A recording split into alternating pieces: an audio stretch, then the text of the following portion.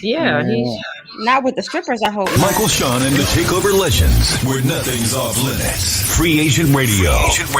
Baby, tap in. Tap in. Tap to the tap to the tap in. All right, ladies and gentlemen, welcome to Monday. Michael, Shawn, and the Takeover Legends. I need y'all to download Media Room 360 TV. Everybody on my IG Live. What's good? Business Bully. Always, we do that sports podcast that we get down on. Shout out to Big Beezy. All right. Let's get the good morning started. And who do we go to first? Let's see. Round and round. Sexy Mo's got stress in her life. I don't know if we should start with her. Shawnee almost came to the Delta party. The Delta party is not the the sorority. It's the Delta party that I was attending. Oh God! Yeah, it was the Delta. The Delta variant? Oh, yeah, it was Delta variant. It was a super spreader party. There was that celebration yesterday, and I was in the middle of that. We'll go with Shawnee Scott. Good morning, Mama. Good morning. So yeah, Mike invited me out to a super spreader. Oh God! I like the way you set it up. I like. That's exactly super spreader. That's not exactly what it was. Yes, it was. That's not how it started. Because I told her not to come. She's like, "We coming. We over there. You over there?" And I was like, "Boo, I'm leaving." She was like, "Nah, just stay and wait like 45 minutes. We on the way." Oh, okay. Yeah. So quickly, I had a meeting. There's a part of it's North Texas, that what it's called, Frisco and all that stuff. Yeah, North Dallas. So I went over there and I had a meeting, and then I went to go promote the comedy show that is going down this Sunday at the Arlington Improv. And I called Shawnee. I said, "Shawnee, you gonna come through?" She was like, "Yeah, I'm coming through. Like me and my girl, we're coming through." And then it was a thunderstorm, and the thunderstorm started popping, so I sat in the car. I couldn't get in, and I was like, "All right, I'm gonna chill in the car." Then I went in there, and I was having a ball. And first I told Shawnee, "Don't come. I'm going to be here for like 10 minutes." That typical N-word 10 minutes. Mike was having a ball. And all of a sudden, super soaker all ball. of a sudden, I was having a good time. But hey, Mike, Shawn, hey, I listen to you every day on K104. Bitch, why you lying?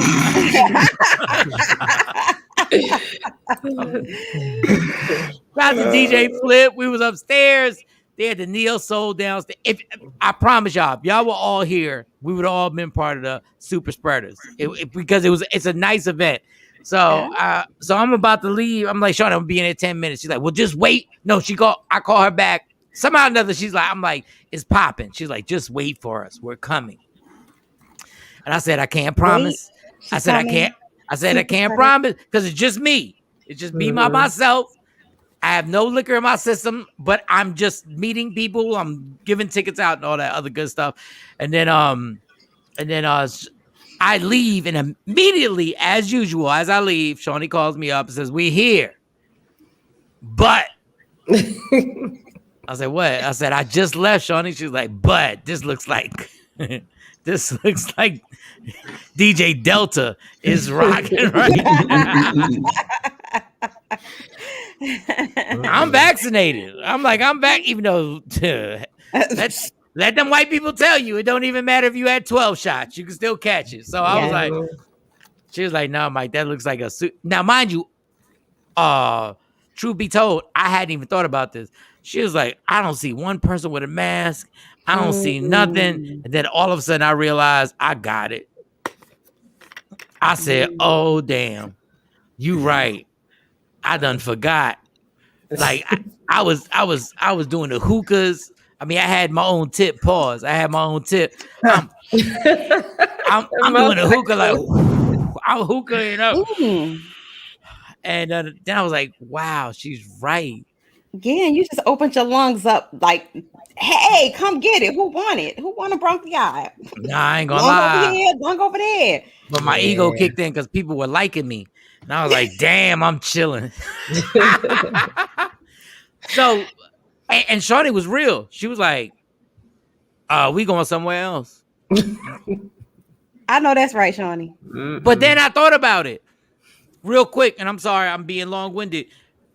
That Lollapalooza thing had 180,000 people, and every time they showed a crowd, there wasn't one mask. There wasn't one mask. So where'd you go afterwards, Shawnee?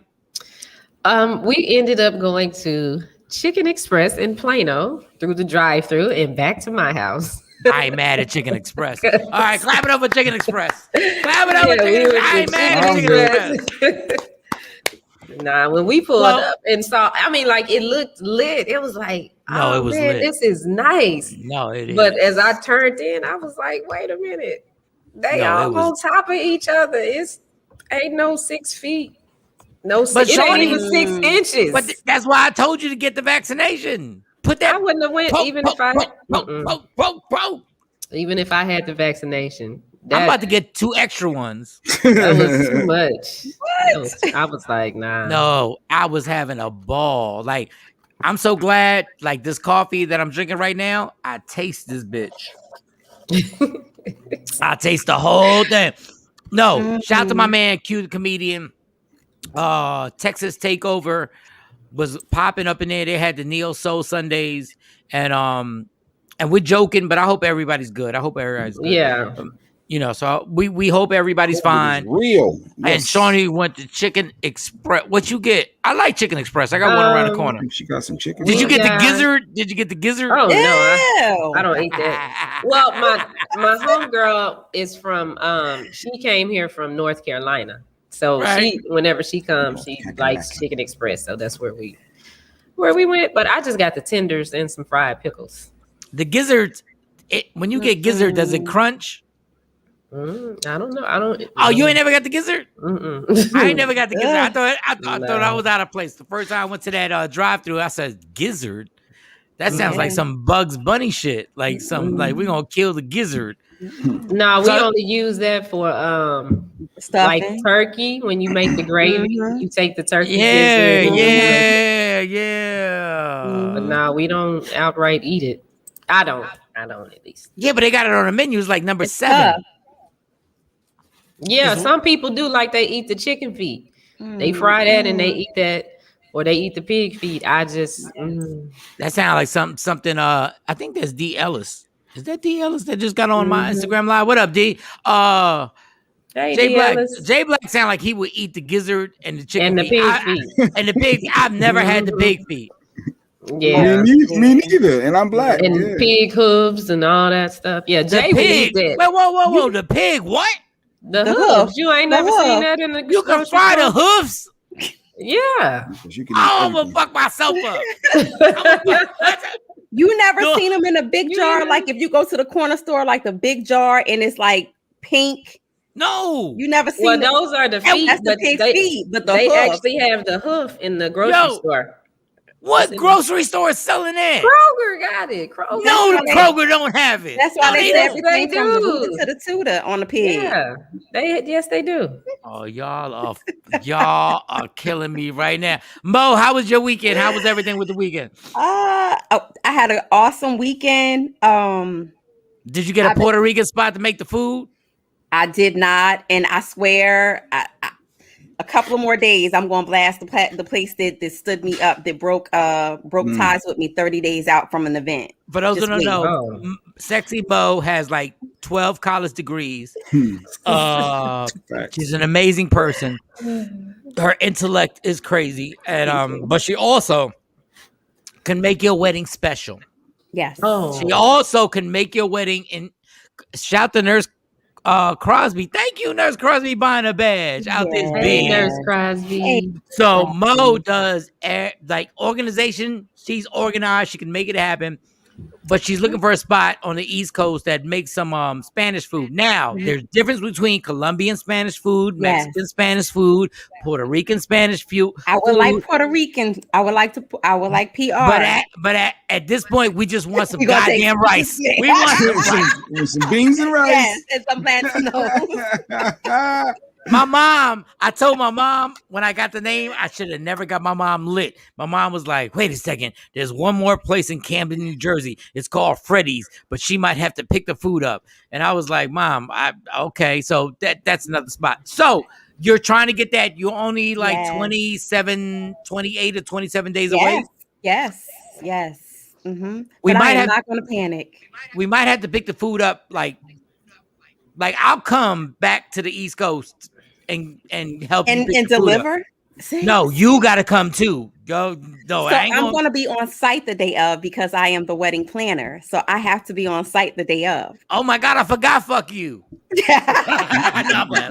I'm down. See how that works? No, I'm down. Good morning, everybody on IG Live. So you're trying to figure that whole situation out. Yes. And the highlight of my weekend is that I became a daughter of ISIS this weekend here in New Jersey. Wait, Mo, you know when you say ISIS, you got to be clear. You can't say you became explain what ISIS is. So just real quick, I am an Eastern Star. Shout out to my sister square down below. Hey, Shawnee. Hey. I'm lost. And so that was the highlight. It would take it would take too long for me to explain it to Jay Black. Eastern Star, Western Star. What about the South Stars? There no South Stars? But go ahead. Do they have the Midwest Stars? They have Midwest Stars. Yeah. Okay. So you became an Eastern Star. You're an Eastern Star. I'm an Eastern Star already. All right. So what is it? What is it? What is it? Simply, what does the Eastern Star do? Because it scares me. But go ahead. Oh no, we do a lot in the community. We have a food pantry out here in New Jersey on Saturdays. We do a lot for the community. Yes. Got you. When somebody buys a badge, am I supposed to tap it and hey, thank you? Oh, thank you. Is there a thank you button? I don't know if there's a thank you button. All right, so cool with that. And last but not, I want to think of something different. Last but not least, last but not the most difficult. Last but not the most difficult. I think that is D. Ellis. D. Ellis, what's good? Jay Black, how was your weekend? My weekend was enlightening. Let's go. That's what I'm talking about. Let's go. And but real quick, good morning, Kathy, Mark, Afro Queen, Ashley. It was enlightening. It was a point where I realized that as we get older in life, we have to spend a little bit more money for comfort. Comfort is more important. So it was an enlightening moment of cheapness for me. So I like to say that I realized I can't be cheap. I invested in a bed, a new mattress, and it wasn't cheap. And it was because the comfort level now, as we hit our 40s, we need to be comfortable, Mike. And as it's okay to spend 40s. You just already. Oh, you just hit the 40s? You just hit the 40s? Yeah. Oh, you just knocked on the door? I just knocked on the door like. Oh, you just turned 40? Yeah, in my mind, yeah, absolutely. I was wondering what level of bullshit we was on. So on the lower level or on I ride with you. I ride with you. Quinn, what up, Mom? Good morning. But what up? Yeah. So it was just in the lightning. Good morning, Jacqueline. Sorry. And actually, it was because it all came from the trap house, Mark. Very good. Yeah.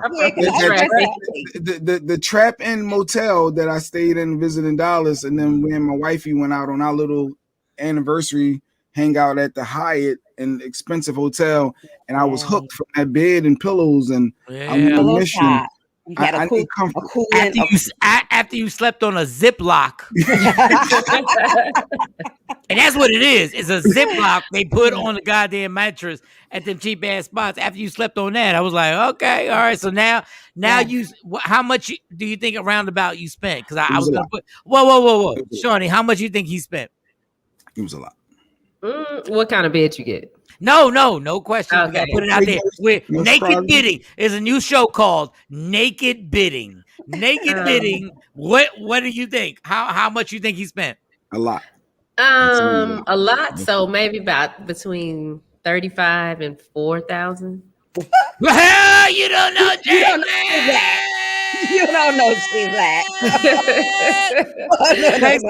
Next emo, your turn. He said a lot. He said a lot.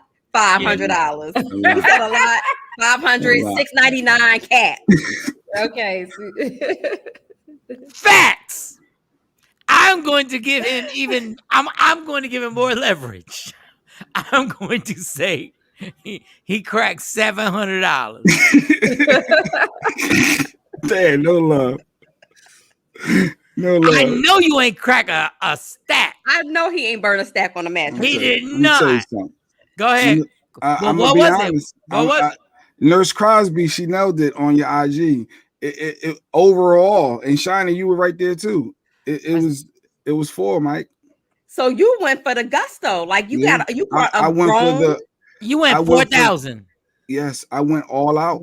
I said, F it.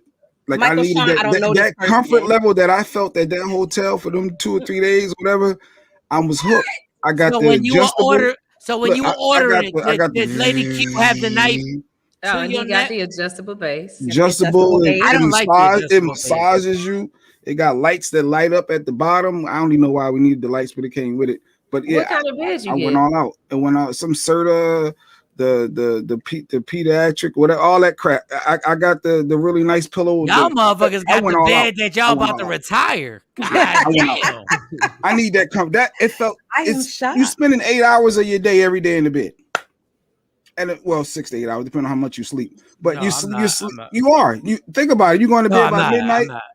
No, you going to sleep by midnight, Mike. You in your bed by midnight. I spent 4 hours in the bed. Yeah. Well, that's you. So the average person, at least 6 hours, at least 6 to 8 hours you're spending. So it's like, why not let it be comfortable? So I realized as I got older now that I can't keep doing these little $500-$600 mattresses and thinking it's going. No, but the whole. Well, God bless, because y'all got the mattress. I'm sure Lady Q is absolutely. There you go, Nurse Crack. Is she a real nurse? I think she's a real nurse. Yeah, she knows all the words and everything like that. Yeah. I ain't messing with 4,000. Y'all gotta be kidding me. Ever since I got my Tempur-Pedic, though, I've been like that. But my Tempur-Pedic was an endorsement deal, so I didn't have to pay for it.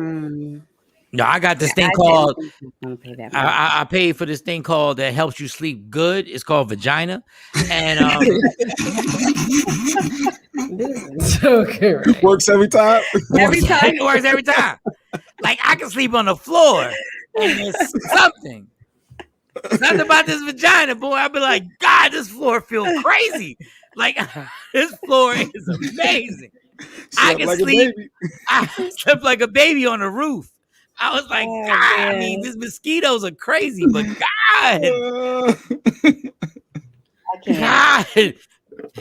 And all the vagina costs is loyalty. That's all. You just gotta be loyal. You just gotta be loyal. You just gotta be loyal. You just gotta be loyal. There gotta be some other strings attached. There's other strings attached. No, you just gotta take care. You gotta financially secure the whole family. That's all you gotta that's do. it. That's all you gotta. That's all you gotta do. Wait, Nurse Crosby said, "Well, don't go on Buckner getting that 2-ply mattress set for $299." My last mattress came from a warehouse. They say they got these great deals. You get there's a little warehouse. I think it looks good to me, like so. This was a big deal for me to invest, and for this. You paid it all in one shot, or you got a payment plan? I got credit card, interest-free credit card. Yeah. Credit card. So. Well, that's good because the credit was good. That's why we build up our credit so that we do shit like that.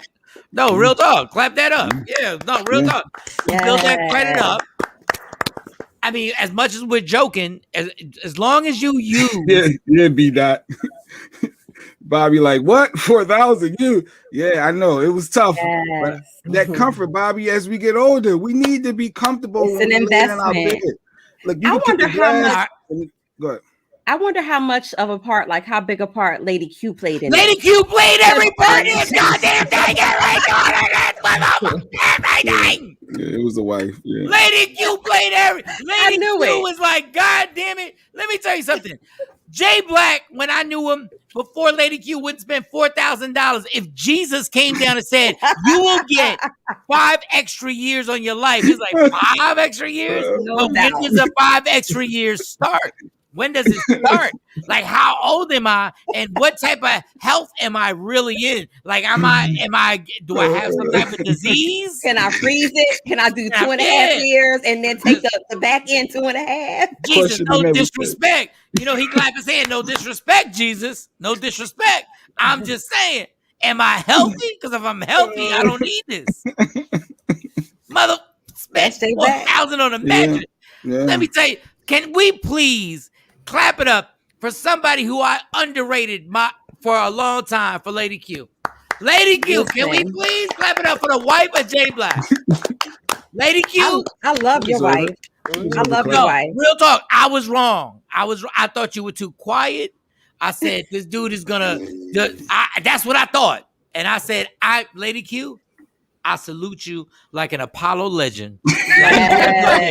Like J Black be like, he Team Stacy. I'm Team Lady Q. All day. Here y'all, dude. We still talking about you. Yeah, exactly. Yeah, I know, Bobby. I know. Trust me. I know. And it took me everything in me, and I negotiated every deal, every possible breakdown. $4,000. Because it was like 3, and then the adjustable thing was 1,000. Yeah, it was 4. What is it, like a 20-year lease? Like what? Yeah. What do y'all like? How long? Did you get the 0% interest? Yeah, well, the credit card is separate because it's a new, Discover or whatever. Oh my, good looking. But the store, that was, I worked them down and got them to throw in 2 pillows for free, and the memory foam pillows. J Black, let me. I was hustling. No, I'm very happy that you did it, but you did not get over. They got you for 4 G's and the 2 pillows. They don't give a fuck about. The pillows, right? They be marking those accessories up though. Yeah, but I'm saying everything they give you is marked up by 1,000. So when you get it, you're like, it's like a motherfucker giving you a car. You get a Lamborghini. You spend $300,000. They be like, yeah, we're gonna give you brakes. What? A couple brakes. No, but the brakes is only $300. Well, I just spent $300,000 on the car. It's so cool. Let me get that thing called brakes. Let me get that thing called brakes. That's dope. That's actually dope. Everybody on my Instagram Live, download Media Room 360 TV. Download that app. You can watch us, and then when you get in the car, you can actually put it on there. Action said, make sure you pay that card. You know that's the one in your kid's name. Action. You know me a little bit, right? Action. J Black doesn't have a car in his kid name. I don't think. No, he doesn't. No. I don't think. I don't think. They just authorize users right now. What? All right, so I got to everybody on their mornings. I got the Shawnee, I got the Mo, I got the J Black. Okay, so this vaccination thing, let me tell y'all people something. Queen Born 9, morning. On Twitch. Watch it on Twitch. Good morning. Oh, real quick. They can watch us on Twitch. They can watch us on YouTube, right? Twitch, YouTube, Facebook. What's the YouTube? Facebook, YouTube is Media Room 360. It's either Media Room 360 or Media Room 360 TV. Media Room 360. So they search for either one. Y'all listening? Pop up. Okay, so you search for Media Room 360 or Media Room 360 TV. So it's Twitch TV. You got YouTube, Facebook. Your Roku TV, which is built in all the new TVs, basically. It's behind me. It's behind me right now. Oh, so you got on your Roku there. Amazon Fire Stick. So all my people, even if you got the bootleg ones where you hack it, you still can watch us through the. Why would Amazon. We bring the hacking up? Why? Because my average person got the jailbroke one, so it's still work for the jailbroke. Okay, yeah. Okay, that makes sense. Now I lost track. Where was I at? It was Apple TV. And Apple TV. So the Apple TV as well. So all y'all got to do is on all your TV streaming platforms, you could just search Media Room 360 or Media Room 360 TV. Either one of them will pop right up, and then bam, you get to see us. Boom, Miss and Push 55 said she wants to know if she's an authorized user. J Black, send her passcode. No, don't send nothing. Because authorized user? Nah, because I can't add her. Can't add her. And I love actually, you. I could. I got up to 5. I can. I got it. I got it. So we can't mess this up. We can't mess this up at all. Like I think she's talking about authorized user for the credit cards because that's how you build. Oh no! What are we doing? No, that's good. That's a good. You do that for your kid. You should be doing that for your daughters right now. Actually, you know what? We got Noelle Randall coming on Wednesday again. She's our credit expert and real estate expert. She dropped a lot of knowledge. Great show. She's coming back Wednesday. But tomorrow we also got Claudia Jordan tomorrow. We got Enes Thursday, and we got guest today coming on today.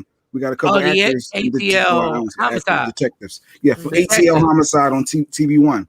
So we got a couple of guests coming up in about a little less than an hour. So it's a guest every day this week. All right, cool. That's dope. All right, so this whole vaccination thing is gonna become mandatory. I'm telling y'all, it's already good. They slow flowing it. I got my shots. Shawnee doesn't have her shots. Mo. Oh God, y'all poor things. And Jay Black got his shots. As of yesterday, I'm fully vaccinated. It's 2 weeks after my second shot, so I'm good. I don't need no mask, right? Ain't that how it go? Okay. Nah, player. All right, so still need a mask. You still need a mask. I should have had the mask yesterday, but I didn't. But because the CDC has reversed the indoor mask policy. You're supposed, if you're indoors, you have to wear a mask again. No. So what happened to that? Or does that not apply to Texas? No, it doesn't. You're not built like Texas is built. You're not built like Texas. I forgot. Goddamn, y'all cowards over there on the East Coast. Goddamn, y'all a bunch of cowards. Y'all cowards over there. Y'all over there running away from the COVID. We ain't scared of the goddamn COVID. We got shotguns. We got 9mm. We got all types of stuff. We got cattle, goddamn. And I didn't wear my mask either. I'm caught up in this Texas thing. Yeah, I forgot COVID don't exist in Texas. But this is the scary. This is the scary part. We don't need no goddamn mask. I see the freedom. Like, even when I just act like that, I see the freedom of being a white man down south. Like, the privilege. I feel the privilege. You felt it. It feels so good, y'all. Goddamn, don't nobody give a damn about you, cowards. We sit up here spitting each other's mouth. We don't care. We're not scared of no goddamn COVID. Nurse Crosby says every patient that's hospitalized in Parkland, that's our county hospital in Dallas, right now with COVID-19 did not have a vaccine. And that's what got me, Nurse Crosby. That's what scared me. When I kept seeing that statistic that the ones that are hospitalized in really bad shape, they didn't have it. I said, I don't want to be in that spot. Let me go ahead and get this shot. And that's why I got my Nurse Crosby, what I'm about to do is me being sarcastic because I agree with you. We don't need no guy. We don't give a damn about them weak ass people over there in your hospital. Them boys is weak. So, Nurse Crosby, I understand that. They say that up here as well. But I am like the person where they say 99.9%. It's successful, but the 0.1%, I'm that 0.1% with everything. Anything that I take, I get all of the reactions. I'm back to my racist white guy. I want to explain that, Nurse Crosby. We know what you're saying. Oh, y'all done ran to the north with them weak ass people. Y'all done ran to the north, and y'all northerners ain't got no goddamn immune system. Listen. We sit up in here and we drink our whiskey. We smoke and we do our things. What the hell is that? Chewing tobacco. That chewing tobacco. Yeah. You got some dip. I done kissed. Y'all don't understand. My immune system is incredible. I done kissed my cattle on the mouth. Goddamn, I done kissed my cattle on the mouth. But on that serious note, did you see the CNN interview with the guy from California, the restaurant owner? He said if you're not vaccinated, you're the only ones that are welcome to his restaurant. So he literally doing it in reverse. He ain't trying to hear nothing about no mask. And him and Chris Cuomo got into it. Did you hear about it? I stopped watching CNN for a minute because it depresses me. But if we have the clip, let's play it. Because the only reason I watch CNN is because Jay Black sent me this password. I love CNN. I don't even know what you're saying right now. Tell me. So what's the deal? I'm saying we're making a point. And so you answered the question. So you haven't been vaccinated. Nobody in your family's been vaccinated. If I answer that, are you going to answer that when I ask you? Yeah, sure. Ask me whatever you want. Now answer my question. I'm not vaccinated. Are you? I am. How about your parents, your wife, your kids? You were hesitant. No, I got vaccinated. I'm gonna ask you the same. I'm gonna ask you the same thing. Is that all right? Yeah, go ahead.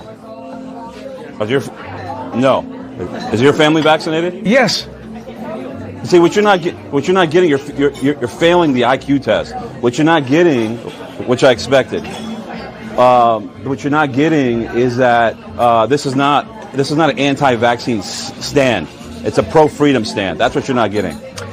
So my stance here is a pro-freedom stand only. It's not political. You're never if you come down here, you're not going to see a Trump flag flying over the roof, okay? You're not going to see campaign signs. You're not going to see campaign slogans or political slogans ever, okay? You're only going to see pro-freedom messages, and that's it.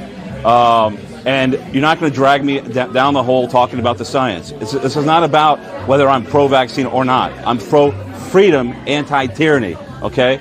And, maybe the conversation should really be between me and your brother. That's what I'm thinking. Maybe so. You're pro-freedom, but people can't wear masks. Tony, it doesn't make sense. It really doesn't. I gave you a chance to make the case. I wish you well. I hope your family stays safe. I made my case. You didn't have much to say.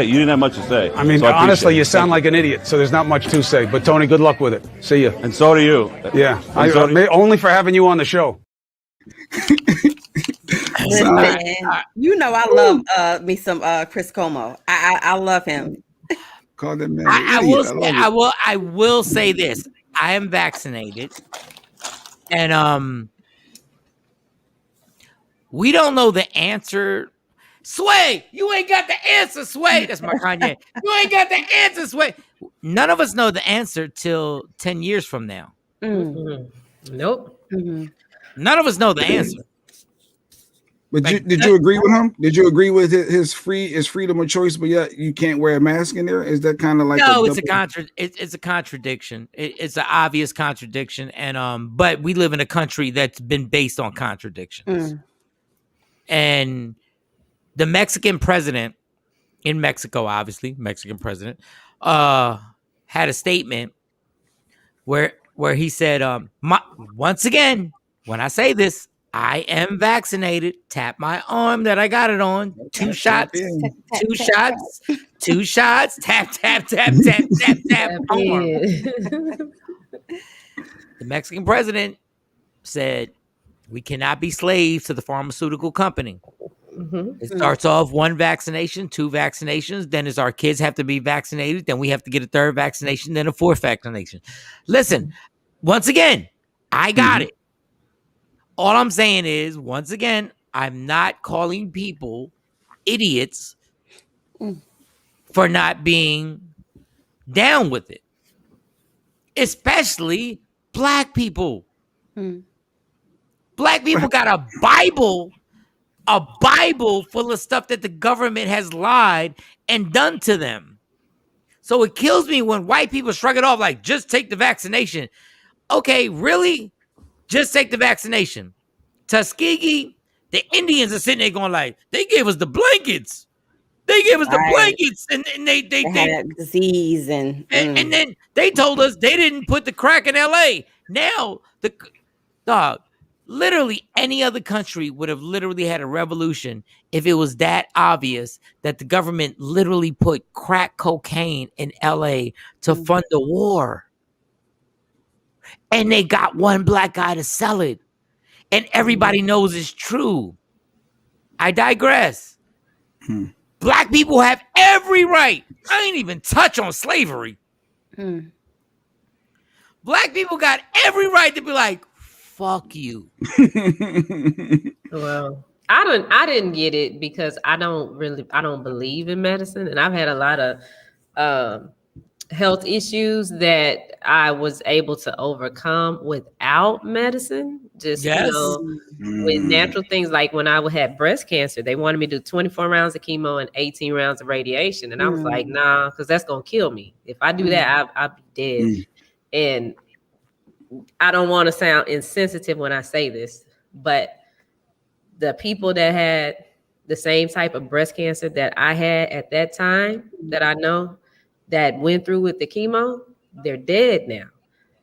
So, you know, I chose to go a natural route, not you know, Shawnee, can you please, if you're cool with it, can you please tell us, tell everybody the story on how you found that natural, I don't want to say cure, or the natural ways why you're still here. Can you please just tell us that? I had a gig down in Nassau in the Bahamas when I got diagnosed, and it was crazy because I didn't even want to go because I was mad because I had cancer, but I went.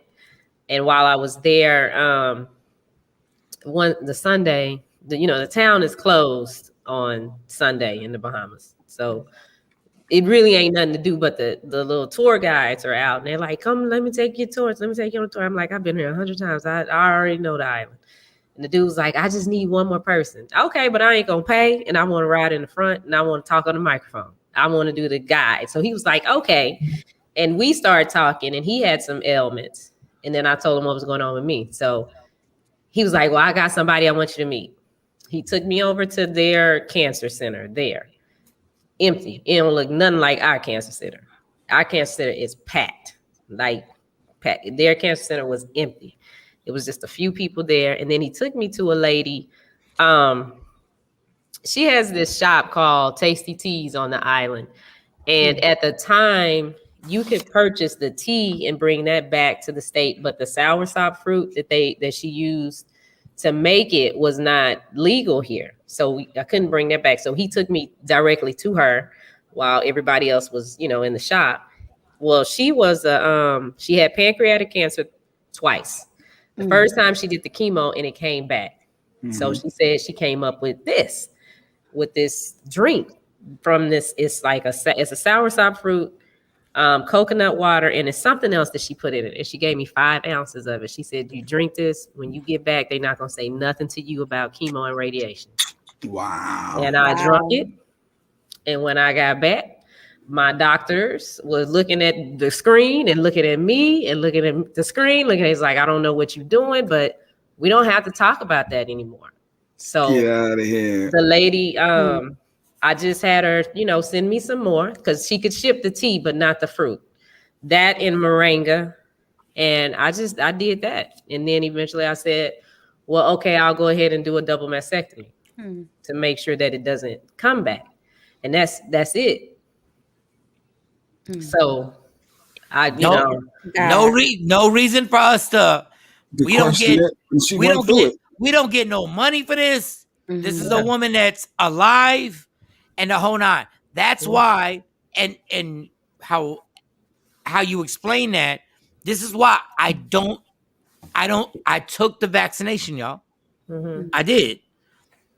But I'm not saying people are crazy for not.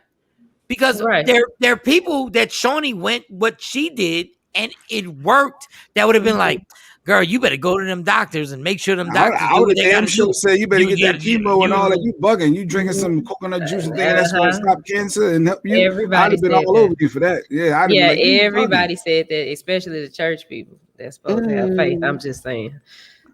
But hey, that's the Dr. Sebi stuff. That's that Dr. Sebi. We used to have Dr. Sebi all the time on the show, and I know he definitely cured a whole bunch of stuff. And wow, that's dope.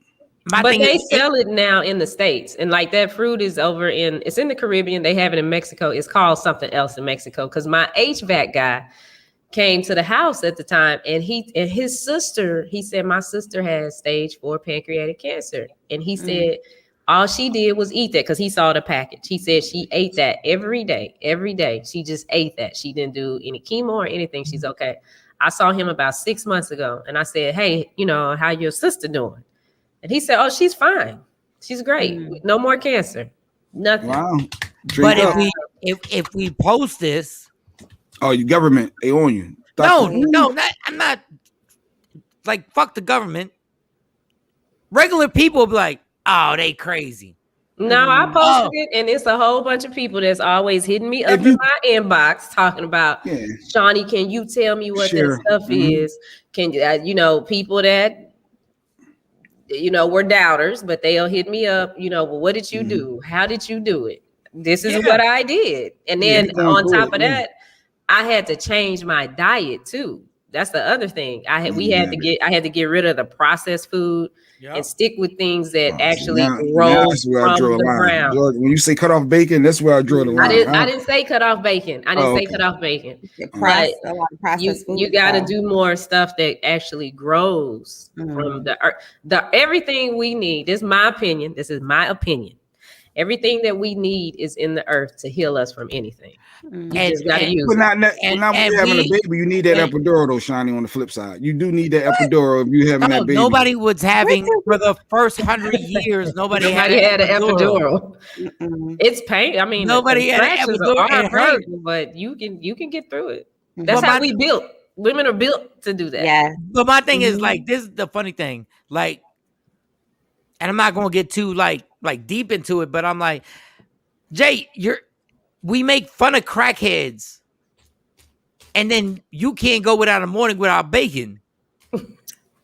Like you ain't doing nothing crazy for the bacon, but literally you'll start scratching your arm if you don't have a bacon. Yeah, all I'm saying is even all medicine, honestly, from headaches to Robitussin to when it dope me up. I'm a firm believer, and I need that for me. There's a whole thing, and I do the same thing you do. So I'm not saying I'm better, but there's a whole nature just sits there and goes, we have the answers, and we go like, no, we don't. White people told us it, we don't. Right. Nurse Crosby said epidural was made for some women of prestige that needed to get off easy. I believe that. Like even the one thing which I follow for a while, even meditation has nothing to do with medicine. And my therapist was like, look, I can prescribe you all this, but you need to meditate and you need to really have a calm place in your life in the morning time or whenever you wake up. Everybody's time is different. Stephanie, when we got COVID last year, we did all the natural and heal for it. Thank God. Shawnee helped me. My sister DM me the info. Oh, okay. Oh, wow. Okay. So Shawnee help people. So that's good. Yeah. Like, but honestly, there's a lot of people that's in the hospital right now with COVID that's really bad that they're saying, I wish I would have got vaccinated too, though. So it goes both ways. Yeah. I mean, I say get it personally and do what's best for you when you figure it all out. It doesn't prevent you from getting COVID. It just lessens especially if you was at the party that me and Shawnee were at last night. I went to that super spreader. and you have to be smart because when we drove up, I was like, ow. And and my homegirl she was cringing too. And she was like, I hope you don't get mad. I said, nah, I ain't mad because I'm thinking the same thing. I'm like, nah, they in here all on top of each other. I was in that bitch right in everybody's face. Michael Shawn. I was like, what up? Super spreader. Oh, okay. So, and then we'll take a break. Oh, damn, I already ran long. So I went to get a Subway sandwich, a veggie sandwich, right? Okay. And I went to Subway and I said, so I got in line, boom, I'm there, and two African American, one's an older dude, one's a young dude, and I'm like, I'm getting a veggie, and I asked, what do you want? I was like, is that what bread do you want? I'm cool. I'm like, I'm gonna get the wheat, and then the older guy says, do you know Joe Biden's trying to give us $100 to put that poison in your arm? Now, mind you, all I did was order a sandwich, but I must have a friendly face because he was like all of a sudden he was just like, they're gonna put that poison in your arm, and I was like, word? I was like, yeah. Then the young guy who's making my sandwich, he was like, yeah, they're gonna have to give me more than $100 to actually put that poison in my arm. And I was like, yeah. And I was trying to go with the crowd, like, yeah. But then I realized neither one of these dudes had a mask on. And they making my sandwich. He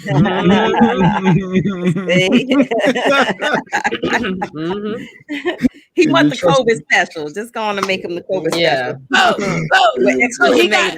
So if you ever been to Subway, the first part is bread and let me get some American cheese. And then the next thing is the veggies. And my thing is like put everything on it except the olives, the black olives, and I don't like tomatoes. It's not like I don't like them, but I'm not really a tomato fan. I can eat the tomatoes. I like put everything in there, and they're like, yeah, because that poison. And I'm sitting here like, this bastard done spit COVID Delta in your I think everybody who works with food should have a mask on. I don't care about COVID in general. Yeah, right. In general. Yeah. Yeah, that's why you should cook your own food. You should go back to the farmer's market. I'm serious. Yeah, you're right. You're right. You should be cooking your own food because like it was a stretch even to go to Chicken Express. I understand she wanted to go, so I was like, okay. But this weekend, like I didn't even take the girls to their last track meet because I was watching the numbers in Corpus, and I had to tell them, hey, that's a border town, that's a tourist spot. I'm gonna have to take sheets, pillows. You know, we already carry a little cleaning kit with us, and I was just like, it's not worth it. Y'all will have next year. So I got the sandwich, and they made it, and I realized, no. I realized they had like I had gotten a Delta sandwich, and I was like, the Delta variant. The Delta variant. I realized I got it, and I didn't even have no miles on it. But I ate that sandwich. See, Nurse Crosby said you should have left. Did you eat it? You ended up taking the sandwich. I killed that sandwich. I destroyed that sandwich because I got chips. I got chips with it. You know when you get chips, you gotta eat them at the same time. Hold up, but I bitched out real crazy. I was like, yeah. After they said everything, I was like, yeah, we living in a crazy world right now. And we living in a crazy world. And they were like, they wanted to talk. Yeah. But $100 and for this, and I was like, yeah. And as you know, the Subway got the nice little package. They got the bag and everything, and I had my sandwich and I got a bottle of water. And I was like, yeah, y'all crazy. And I was in the car, and I was like, God damn, I cannot not eat this because I turned into Jay Black all of your money at that point. You can't waste no bread. Yes, I was like, what are the chances one of his spit? It might have missed. It might because the projectiles it can go anywhere. You know? Jay, I did the same thing we did when HIV was popping. I was like, what are the chances? This chick looked clean as hell. She looked good to me. Like, her perfume was amazing. All right, Stephanie.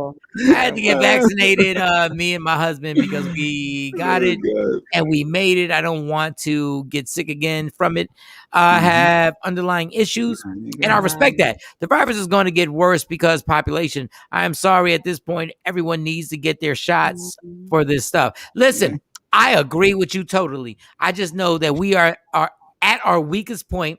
We can't fight nothing because this is what I'm saying. Why did they let down their guard? Why, if they knew, they've been telling us about this Delta for like 6 months. So why did you let us go out and play and then be like, this variant is getting kind of crazy? Yeah. And trust me, I've been on the air. The only thing that didn't change was the airlines. You still got to wear your mask, the whole nine. I'm trying to read. Nurse Crosby got joked. She back to your sandwich with him potentially spitting on it. She said, "Well, Mike, you said you wanted everything on it, so you got everything." Whatever, Nurse Crosby. Possible floaties. Whatever. Some variants. None of it. But I ain't gonna lie. That was a good veggie. Well, at least and I went to the super spreader with DJ Super Spreader. And there was this, they got a new single called I Got It. I mean, it is what it is. I feel fine today. I got a funny feeling, y'all. I got a funny feeling. But Shorty, what we gonna say? Well, at least if they shut the country down, you're already set to continue entertaining people. Yes. You're already there. Yeah, but we got comedy shows coming up. Like, I need y'all to risk your lives. Listen, it's a way to flip that too. Yeah. Virtual comedy show. Yeah, we can put a price on it. All right. Get it popping. All right. So, before I get into the Olympics, I get into we have a guest. What time is the guest coming on? 30 minutes. 30 minutes. In 30 minutes. All right. So Then we'll have to talk about Usher and Kevin Hart. And Kevin Hart did something I did a long time ago, but I'll never get credit. This is why I'm bitter in my life. But we got that clip. Ooh, I want to see. Oh, you want the Usher and Kevin Hart? No, you don't have to have it, but if you have it, you have it. But I did it. I did the same exact thing. And Jay Black was there at the Super Jam in Philly at the whatchamacallit, but the big spots. Ain't nobody gonna believe me. So God bless. All right, so take a black and mild break. When we come back, so let's. Hip hop is black music. Who said that? Hip hop is 50 black Cent. music. That's 50 Cent talking. He called me. That's why I had to get out there. 50 calls you. Shawnee, shut your ass up. Like, stop playing, because if he's not on the show, why would you be that selfish? Hey. Hold up. And then when I come back, I'm going to tell you how The Rock, Jay-Z, ROC, is in the Olympics. And I didn't even know it. I found out yesterday, and I was like, I was looking, I said, what? And it's actually, the announcers are calling it ROC. All right, 4 minutes. Michael Shawn, Takeover Legends. We'll come right back. Yeah. Y'all, it's Michael Shawn from Michael Shawn and the Takeover Legends. And just in case you missed the show, check this out. Let me call. I got to call Coco Brown. Coco, good morning. Wait, is she up? Let me call her. I'll be back. She might be asleep. I'll be back. Hold on. No. Don't go nowhere, because I'll call her too. Mike's calling D. Ray Davis live. No, I'm calling Coco. Calling Coco live. Oh, she sent you the voicemail? We're about to start terrorizing everybody. It's just calling people in our phones. I like it. Try the Diddy number. Try to call Diddy. I don't have a Diddy number. Why? Right, I don't have it. I wanted to come from. No, you call it. You call the Diddy number. I'm not going to do it from my phone. Why I got to do it from my phone? Shawnee's got to say call Mike J. Michael Jackson. Ain't nobody got that number. I think he said call Mike Biv. Probably. She probably said. Call Mike Biv. Call Mike Biv. I don't know if this is the. All right. Who's this? Michael Bivens, some new edition. He's driving me out of my mind. He's not going to answer. You're not going to. You know you, Jay? Stop. Yeah, let's call Kobe. Hello? Yo, Biv. Yes? Oh, wrong number. No, is that Michael Bivens? I'm afraid so. All right. You know Mike? You know Michael Bivens? Mike Bivens? Yeah. Yes. God, I haven't had a phone call for him in years. I got this number 10 years ago, and it just happened to be Mike's old number, and I get these calls all the time. Yeah. Wow. Oh, we're from a radio station. Can you hear me? We're from a radio station. We were good friends about 10 years ago, like you said, yeah. And I ain't got his new number. I figured let me try it. And you. I wish I had his number for you. But tell him I want concert tickets. My name is Tom. Wait, Tom. Are you a fan of Michael Bivens? Are you a fan? Can you hear? Are you a fan of Michael Bivens? I don't know his music at all. Oh, you don't know, but all right. But Tom, sorry to harass you this early in the morning, but no, I'm up and at him, so no problem. All right, Tom. All right. Thanks, Thank Tom. you. Bye. All right, Tom. Do you see how happy he is about life when you're white? Do you see how happy? That's what I'm talking about. That's what I'm talking about. Yeah, that's exactly what I'm talking about right now. You call somebody black this early and they mad. What? They angry. I don't know that dude. I wish I had Mike's number. I'd give it to you right now. Michael Shawn and the Takeover Legends. Your escape from reality. Right here on Free Agent Radio.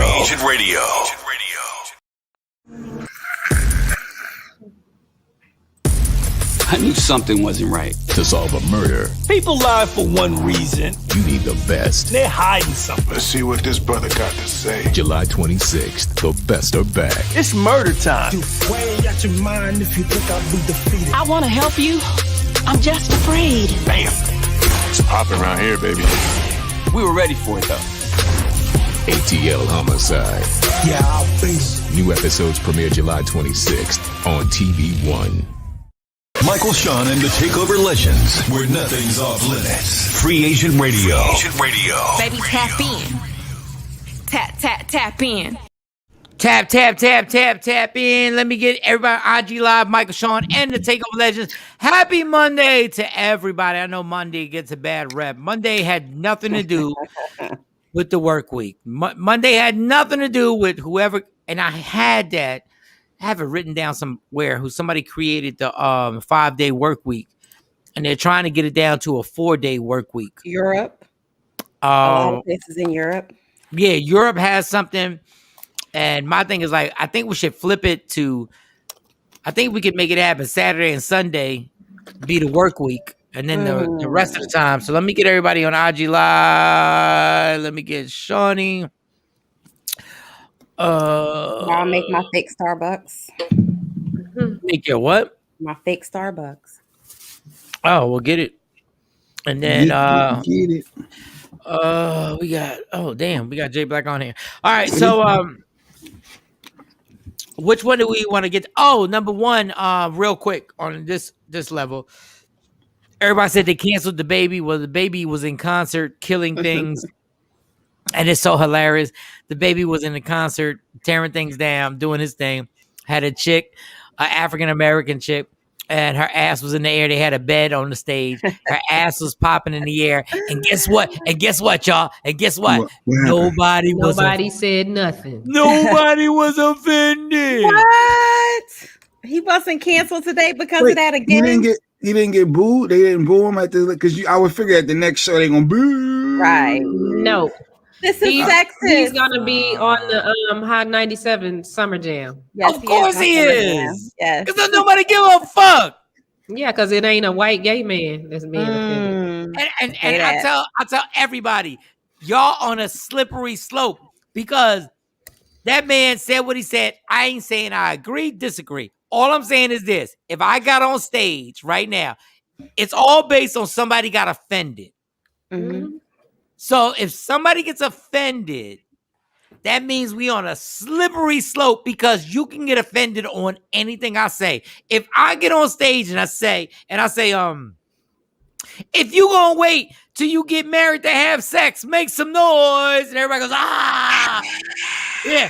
Somebody's gonna go, are you trying to judge my moral character? Because I'm not waiting till I'm having sex? I'm offended, Michael. I'm offended. If I say, if you believe in your Lord and Savior Jesus Christ, make some noise. And they go like, wait a second, I'm an atheist. I'm Muslim. Yep. I'm offended. Oh, not even Muslim. At least you believe in something higher. Somebody goes, I'm an atheist. I'm non-denominational. Dog, literally, I'm watching Space Jam's original one with my son yesterday, and Bugs Bunny kissed Darla, and I said, "Is this offensive? Like, should we be promoting heterosexual?" I was like, I don't know nowadays. Did he ask Darla, "Can I kiss you?" Yeah, because they canceled Pepe Le Pew. Yes, because he was date raping chick. I'm like, Pepe Le Pew. Pepe Le Pew was not date raping. He was my he was my favorite. They canceled something that wasn't real. Pepe Le Pew was going after a cat, not even a skunk. No, we are doing to ourselves what governments try to do on purpose, which is censor their people. Like we're literally censoring ourselves. I'm like, and the baby said something. He's like, I think he made a comment that God is telling me I'm going to be an icon. And you probably are right. You're probably absolutely right. Because I'm like, you got to, like, dog, like, stop. That's a little bit much. But okay. I mean, well, just give it a little more time.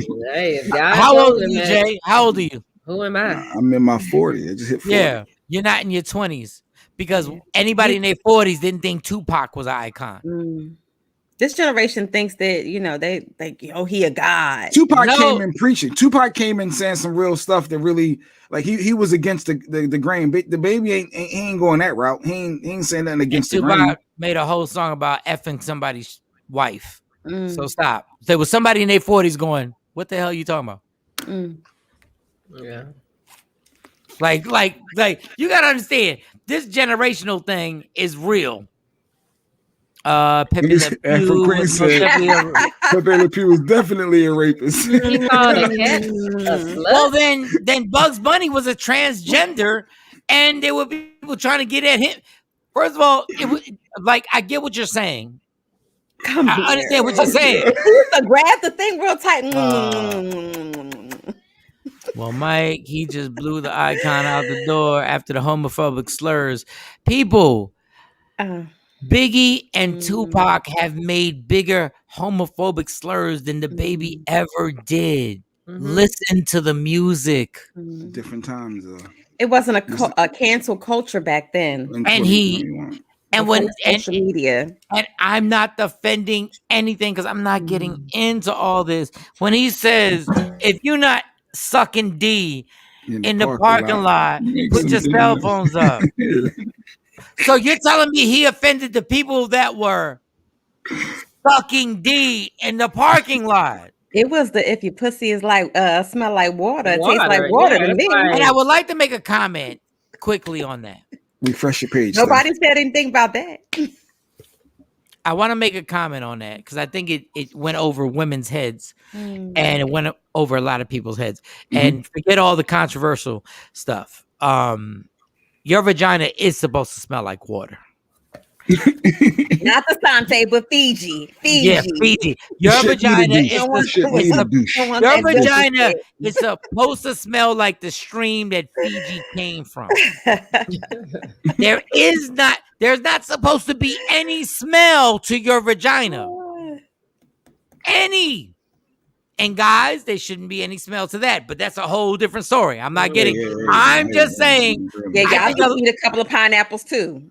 Yeah, I think a lot of people missed out on the one thing that I took. I'm like, listen, I think y'all missed the main part of this. A vagina smelling like water is glorious.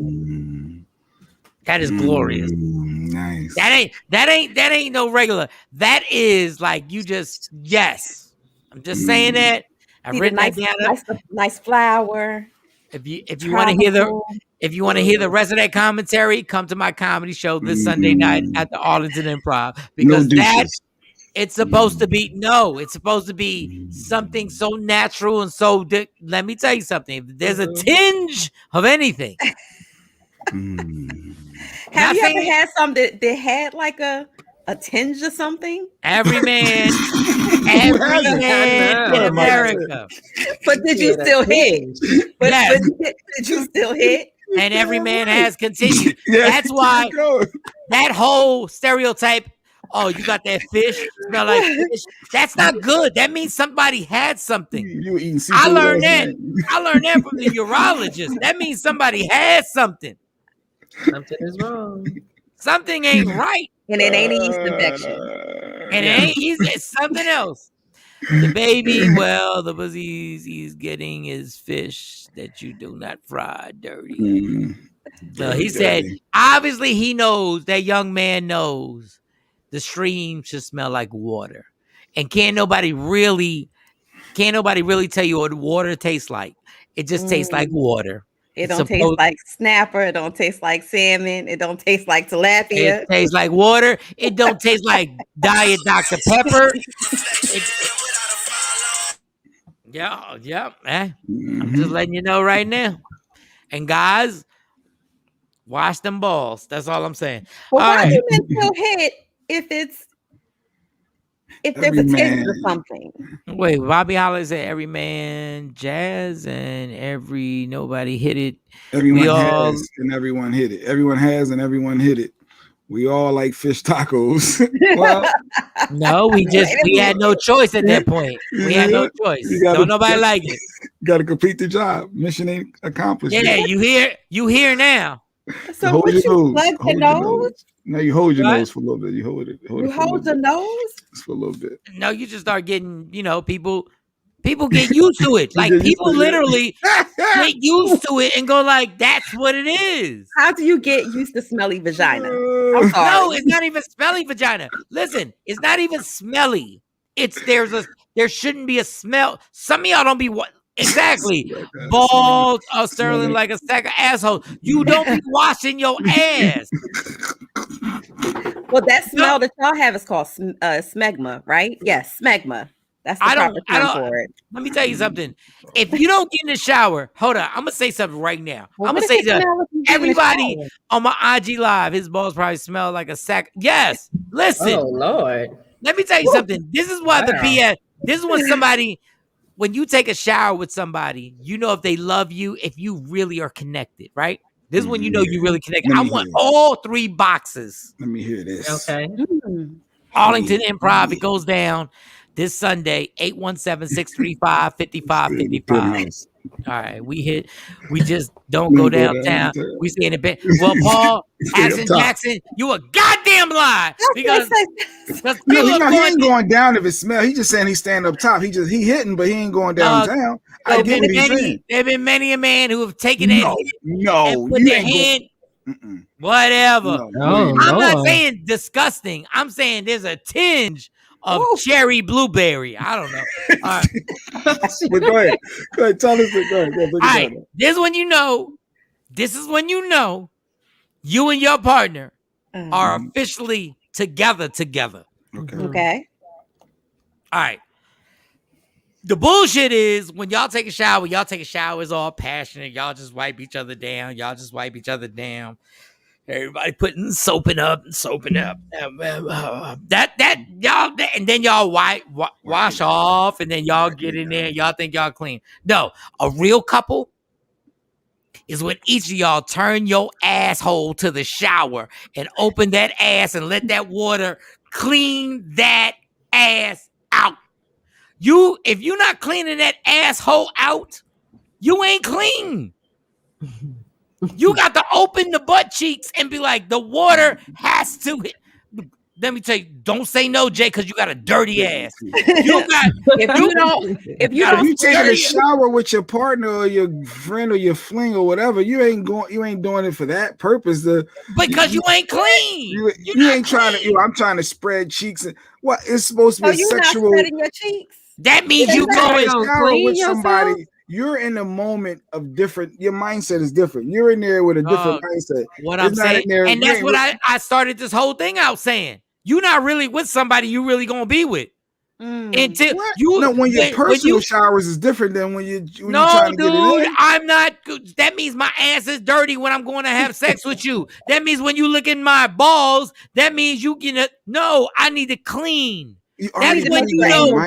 That's when you know dingleberries. He needs to make sure all the dingleberries out. Yes, that's when you know. That's when you know you really with somebody you need to be with. She opened them ass cheeks. Whack, whack, whack, whack, whack. I open my ass cheeks. Whack, whack, whack, whack, whack, whack. And we cleaning this bitch. Yeah. We coming out this shower. We coming out this shower sparkly. You can lick anything. You can lick anything on me. And feel comfortable about it. And feel comfortable. You'll see what it is. Instead of ho, I ain't get back here. I ain't get back there. You might not want to go back there. All that cute shit. It's all good to clean the breasts and everything like that. And you washing the balls. No, that ass. The ass is the most vicious part of your body. You pre-wash before the shower. You pre-game. All your pre-gaming is done. First of all, dog, you're such a liar because you just came home. You from just the came club. from the club. Thank you, Mom. From the club. All sweaty, back sweaty. You don't know what you ate earlier. You don't know what happened earlier. Stomach bubbling. You probably went to the bathroom. Probably went to the bathroom maybe 2 times. Let me tell you what I think is sexy. Let me tell you what I think is sexy. A chick that opens them ass cheeks and goes, yo, I gotta clean it up. Go ahead, girl. That's what I'm talking about. That's sexy, Mike. That's sexy. And it's my turn after you. Go ahead, mama. Yep. And she might be gangster and put that little soap that just drip down her ass and just go like, I'm cleaning the whole thing. It's gonna take a minute, boo. And you know what? I'll be like, take a minute, boo. You take it's my turn after you. How did we get here? That is when I'm trying to figure out how your ass didn't get there. It ain't got there yet. How you ain't get there? I need that is when, but my point to this whole thing is that is when you and that person you have a connection that's real life. You're like, yo, clean it, let's get it. Let's get it for real, for real. So when we get in this bedroom, everything is all good. We can do whatever we want. All gas, no brakes. All gas, no brakes. All gas, no brakes. There's a lot of gas. Hold on. All gas, no brakes. We 1,000 miles per hour. We ain't stopping at no yellow lights. We ain't stopping at nothing. Why? Because we done opened the butt cheeks and cleaned everything out. Just thanks for the visuals.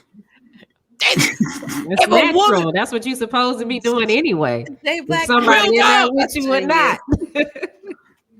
Real talk. You meet somebody at the club, they tell us, turn over. I need you to spread them. So I want to see the soap run through. Man, they be run out of there so fast. Look, I don't get out the shower. What's wrong with knowing that they clean? You about to do something that you about to do some things to their body. That's not a you just meet somebody in the club exercise that you do when you get in the shower. Your turn, then you spread them. Then your turn, then you spread them. What? That's a little weird. I need to wash you down like a car wash. Yes, it should be a mutual understanding that look, we gotta go through this car wash before we take it for a test drive. That's what you need to say. But once again, my whole point was, when you really with somebody, when you really got that connection, where y'all take a shower. Ain't that nonsense shower just kissing and doing all this and getting under the breath. Like now, under your boobs. And mine big, baby. You're gonna have to lift them up and clean up under both of them. Because that's dangerous under there. That's another spot you gotta get. And that's why you gotta clean your balls. Get the curry, gotta get underneath it. You gotta get the crevices. And the balls gotta be clean for real. Like you gotta lift, wipe, and do the whole thing. Gotta go against the grain. Okay, I got you. Yeah, hygiene is crazy. Hygiene is and crazy. Especially for the men who are not groomed down there. If I can't see the forest because of the trees, or the trees because of the forest, you really you don't know what's going on down there. Dude, if you are still 1985 bald, if you're still 1975 porn star, if y'all women, let me tell y'all something. If y'all still 1975, I need to see every single thing without navigation. Okay, I need to see everything. Yes. You pro Brazilian wax. You pro wax. Okay. Just making sure. Dog, I got the little manicure thing that y'all see in the infomercial. The Manscaped. You know what? The Manscaped. I'm like, I'm a barber. Real talk. I'm a barber. I'm a barber. I'm like, when I first met my wife, and I talked about that when we got to that point, I suggested that. She thought I was a pedophile because I wanted everything clear. Oh, dog. Well, when you don't know, you don't know. But when she first got her first Brazilian, pedophile. Where you want a little kid looking like no, that I was offended that she was offended, and it was a real conversation that we had. Told me a doctor, urologist again, shout to her. She was like, hair keeps everything. Mm-hmm. Now and hides everything. That's why my armpits, I shave those too, because it holds that odor and all that other stuff. Some women love all that hair. They want the hairy chest. Like I ain't mad. I'm not mad. If you like a little hairy, I'm not doing that. I ain't talking about a little taco meat. I ain't talking about a little taco meat on the chest. I'm talking about the whole forest situation down there, where it looks like I gotta, climb through the terrain to get to the mountaintop. I don't want that. No, I need you to be there, like, hello, and then he goes, hello, and then he goes, I'm a Pisces, and you go like, are you a Pisces? Like, yeah, I love long walks in the park. Like, I need everything. I need everything clear. Yes. Kelly said it's a standard on your IG. Kelly seen trying to hit. If you ain't shaved and clean shaved, the Brazilian, she ain't messing with you. Yes. No, I should have got the but I didn't get it. The thing that is permanently gone, like permanently electrolysis. Yeah, because shave where the hair won't go back. Yeah, they do electrolysis. I should have got that done. Electrolysis sound like a doctor or something. What is they just hit you with they shoot you up, and then there's no hair coming back. A couple of them. You have to get a couple of sessions, and then after a while, the hair stops growing back less and less. So I can be down low. We can have it down low. Is it just for underarms? Forever? No, forever. No, everywhere. Everywhere. Everywhere. Wow. Everywhere. everywhere. When they say anywhere but the hair, they mean on your head. Not, it should not be nothing going on. Now, I will say this: when women are totally like landscaped it out, when y'all landscaped it out and everything's gone, like, and y'all got the electoral and did everything. But understand, like, some of y'all clits are beat up. So, like, you gotta just some of y'all got. Kelly said for plus size is a standard. If you plus size is a must. I ain't even think about that because plus size, I guess, is a little harder to get to those certain spots and it could sweat, and that's a good point. Yes, but when you get a Brazilian, they tell you to spread them. Like, they get everything. They get everything. And then y'all can get the ass too. Y'all can get the ass whacked. Yes. Yeah. Yep. They put you on all fours. Some of them, and then some of them. Do it hurt, Mo? Sound like you've been through it. Do it hurt? Listen, listen. No, it does not. And I, if I'm in between, like during COVID, it was a struggle because then you had to shave, right?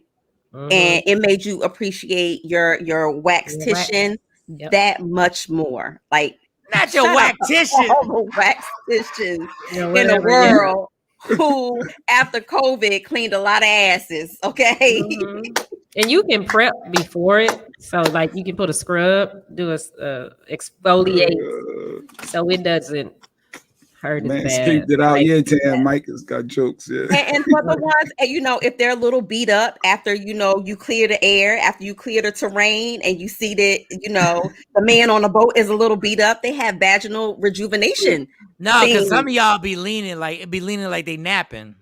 So they have vaginal. Depending if it's left or right, it just be like, happy birthday, what? Kelly. Happy birthday. It be leaning like Kelly, that's my people. Cycling. But you can go and get labia. They have labia service that will you ain't gonna even it out. You ain't gonna do nothing for that. You that clit is punch drunk. Like that kill like so you can't do nothing. You can't do nothing about the man on the boat, but you could do something about the boat. Oh, the boat. Yeah, the boat. And I ain't mad at you. The boat. Oh God.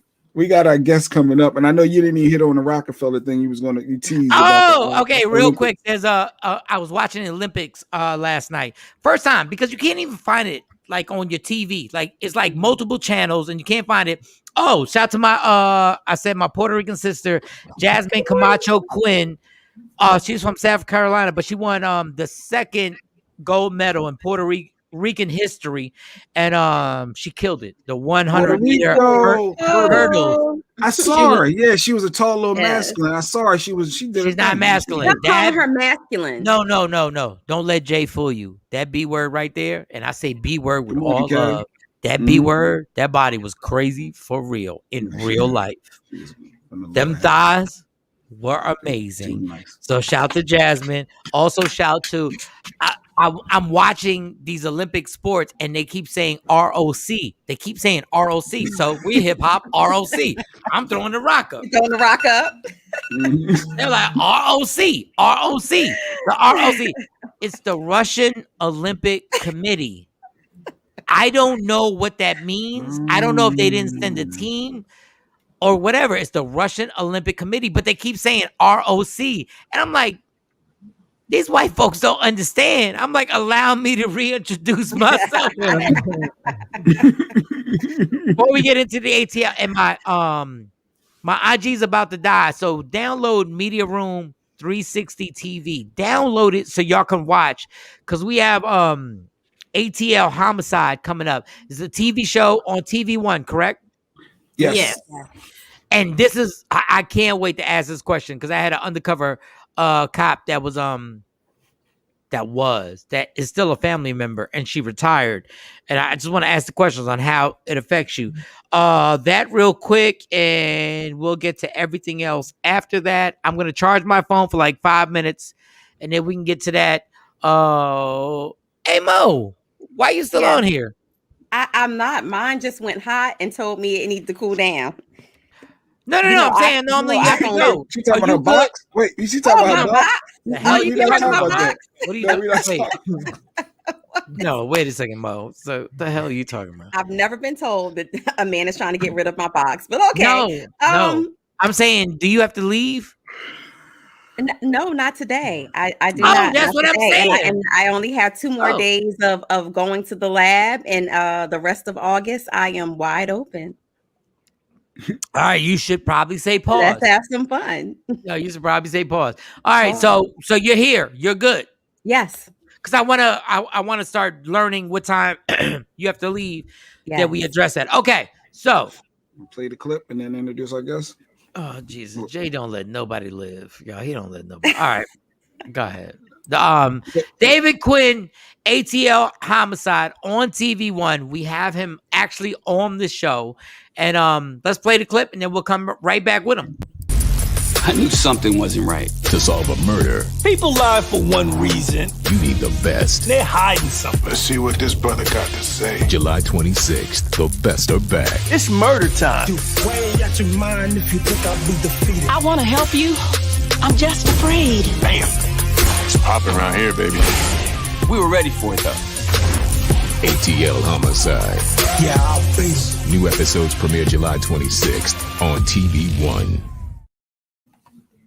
Ladies and gentlemen, my man David Quinn, ATL Homicide. What's going on, everybody? Good morning. What's happening, good people? What's happening?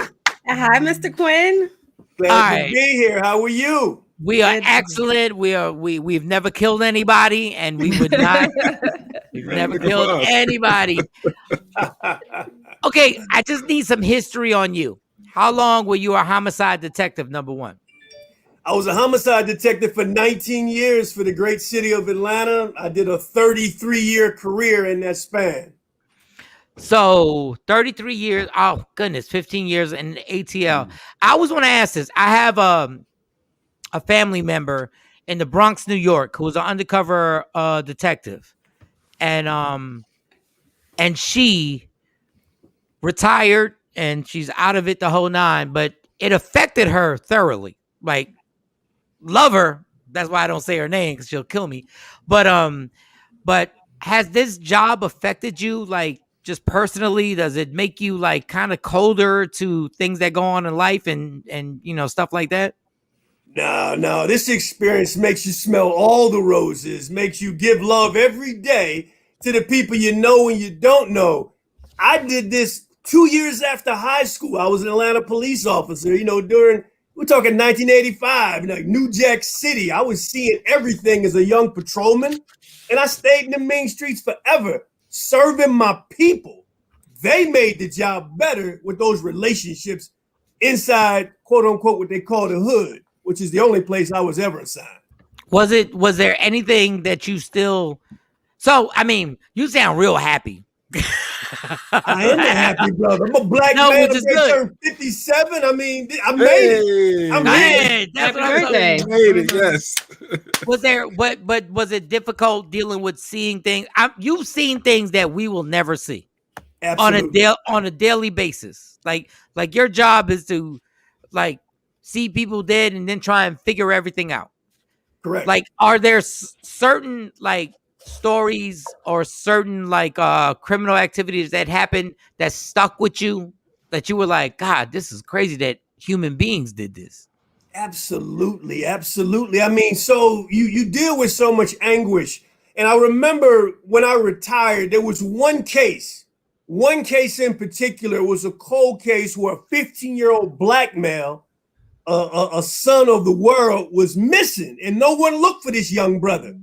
So when I retired in my 30th year, I figured I'm gonna get me a tattoo to commemorate the fact that we only found his skull with a giant hole in it. So I ended up putting it on my arm because I'm never gonna forget. It sums up everything. That murder there, we were able to solve and give that family a funeral a decade later.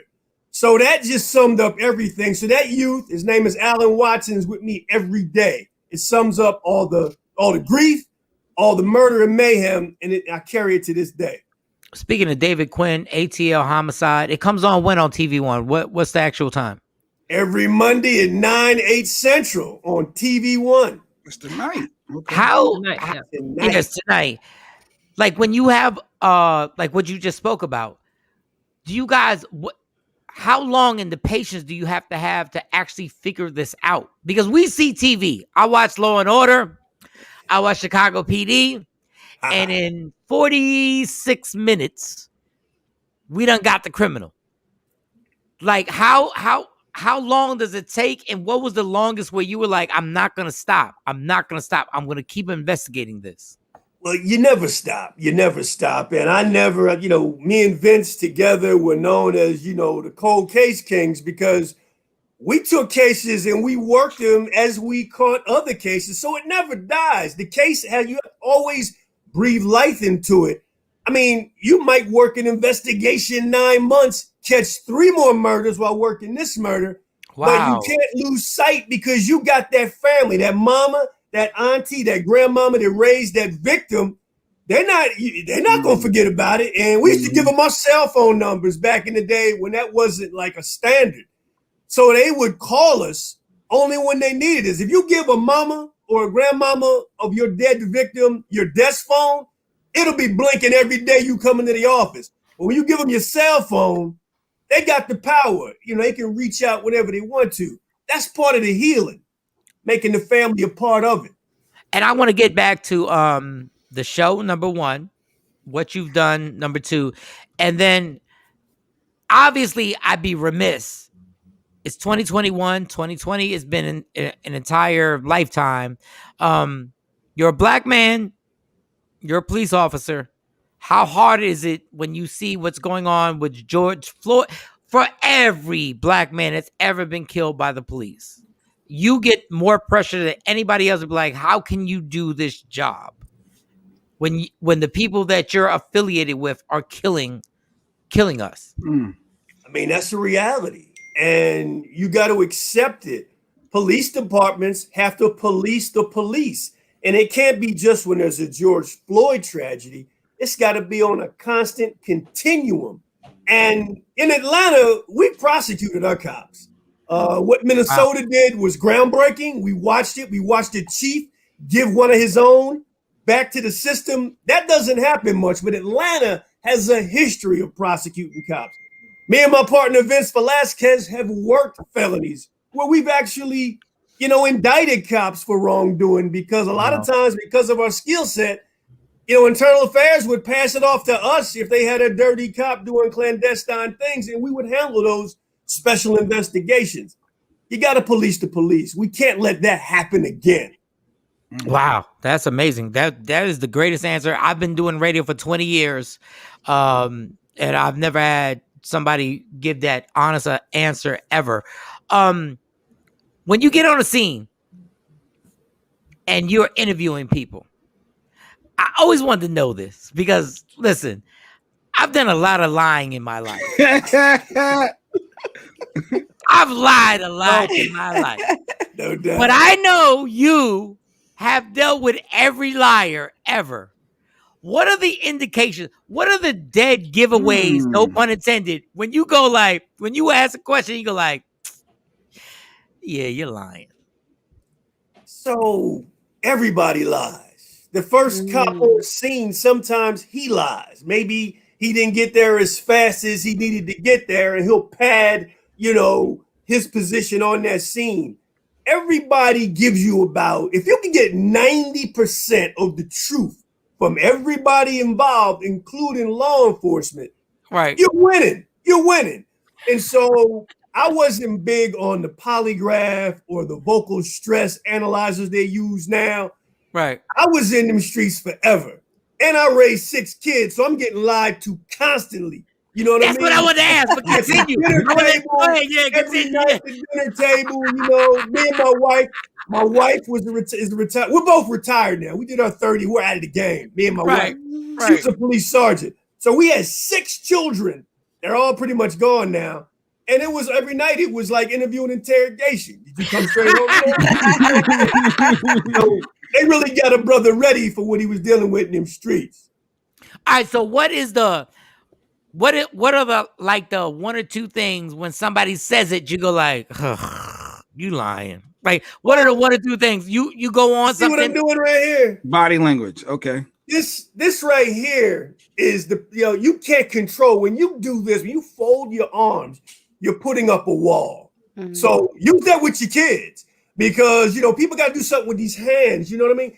And that is the wall. The other thing, this was the thing that, satisfied all my worries about where the case was going. When my suspect goes to sleep after we've completed the interview and interrogation process, and he or she is charged with murder, let me tell you something. You got him right. You're good. Because I couldn't go to bed if you had me on a bad murder and it wasn't me. You know what I mean? But we go to sleep. Because what I learned late in my career, a lot of these suspects need to get some rest because the dead people come to visit them in their sleep. Think about it. You killed somebody. They coming to see you for the rest of your life. That's why they have to tell somebody. And we know that to be true. Wow. You tell it to me, you just feel better. Now, when we get to court, you're going to say I tricked you and whatnot. But, that's part of the game, What is your, an action had a good, maybe I should ask that before, because I don't want to not say it. Is there a case that you did? Yeah, we got a clip that lines up with what he's talking about. Okay, we'll show the clip. Okay. Go ahead, show the clip. We are following our instincts, our gut at this point. As me and Ben are cycling through all this information, we're cycling through 16 years of experience in homicide. The couple. There's something about the Robinsons that's stinking. So they lied to Taylor. Right? That's what I'm thinking. They're not telling the whole truth. While we don't have any evidence of that, that's our homicide guts telling us. Something's up with Pheasant Drive. Let's go to Pheasant Drive. It's time we take the Atlanta flag and plant it deep in Clayton County and work this case like we back in our neighborhood. A solid piece of evidence will surface. You seen this vehicle? It's the thing that keeps you working murder because you gotta make good on your luck. Mrs. Robinson? Leading us down a trail of deceit. She just basically went white as a ghost. Oh, come on now, Mrs. Robinson. You lied to us in our faces, and now the truth is about to come out. I am witnessing a murder that has happened, and I have been in hiding. Ooh. Yo, let me tell you something, Dave. You the most intense motherfucker. I would never want you to ever interrogate me because I'd be like, okay. I did it. I'm about that life. I mean, you have to understand something. So inside my cell phone, if you were to dissect it, probably about 1,500 numbers in it. Those are relationships with dope boys, pimps, prostitutes, preachers, people in the communities I serve. So you get a feel for this game, and you got to live it 24/7 when you work in it. That's why I hear cops, they say they punch the clock, and it's a wrap. I had sex workers calling me at 3 o'clock in the morning. My wife's like, nigga, you need to answer the phone, man, because I'm sick of this every night. That's how we used to get down. And once the community kisses you on the forehead and said you with us, that no snitching thing, it's all about keeping the neighborhood sound. People think our people, black and brown folk, don't tell the police what's going on in the neighborhood. Their mamas are getting on buses every day, going to work. Grandmothers going to the grocery store. Our people love the hood to be safe too. And I used that. They used me, and we kept everybody safe. I loved my career. I'm glad it's over, but I love when I was in it because I was about it. I was about that life. And you say you're about that life. And I refer back to my cousin because she was so deep in, like some of her attitude kind of changed towards the family. Did this ever affect, I mean, if you're going, as long as you stay at the barbershop, at some point you're going to get a haircut. At some point, when you start hanging out with people who their morals ain't where they at, did it ever affect your personal life where you're like, yo, I got to chill because I'm starting to take this attitude into my personal life. And I'm starting to be these street dudes when I don't need to. Yeah, I'm gonna tell you. So I raised my kids out in the suburbs in Fayetteville, Georgia, and that's the soccer family capital of Metro Atlanta. Right. I had that grit. you know, at cocktail parties and functions, as I was raising my family, you know, I was smelling barbecue down in the hood because I related better with those people. That's something I had to learn to step away from. Now, and if you undercover dope, which I did not like, I did that early in my career. I didn't like that. I didn't believe in, you know, modern day law enforcement, how they went about, you know, making drug arrests, mostly with black and brown folk. Yep. So I felt filthy with that. But with Atlanta, with homicide, I just immersed myself in that profession just because of the pain. And if you know, God took care of me and I never felt like I had to go over the line. Homicide, you're a preacher, you're a teacher.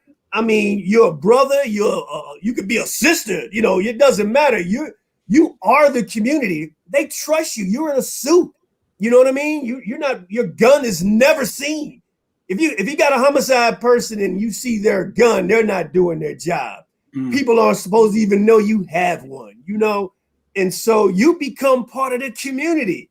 It's a beautiful, beautiful symphony when that all comes together and they respect you. They talk to you differently than the regular police. I'm not gonna lie, I used to work side jobs, making extra cheese on the side, and I'd put on my uniform and go up in like Neiman Marcus or Lenox Mall, and they're like, Quinn, you with the police now? I'm like, bro, I always been the police. I'm just getting this cheese out here from kids, you know. So they look at you differently. And I love my people. And when you love your people, when you're serving them, it keeps the administration off your ass because they know you walking differently than everybody. I never was trying to climb the ladder. I'm down here with my people. We making these murders go away. I never did it by myself. Always with the people in the neighborhood, because the homicide doesn't belong to the police. It belongs to the community and the families.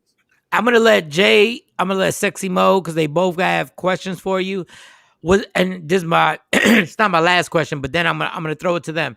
Was there ever a case where you realized that you were totally wrong and you were shocked? Cool. And you were like, oh shit. Uh-oh. I was totally wrong. So-and-so did this. So-and-so did this. Yeah, and by the grace of God, I didn't go to a judge and get that arrest warrant. Ooh. It was amazing. It was one of the first cases depicted on ATL Homicide 3 years ago, where this female who was my dead victim was found stabbed to death. She was dumped, under a railroad trestle, and her ex-boyfriend did everything. He broke into her apartment after she's dead.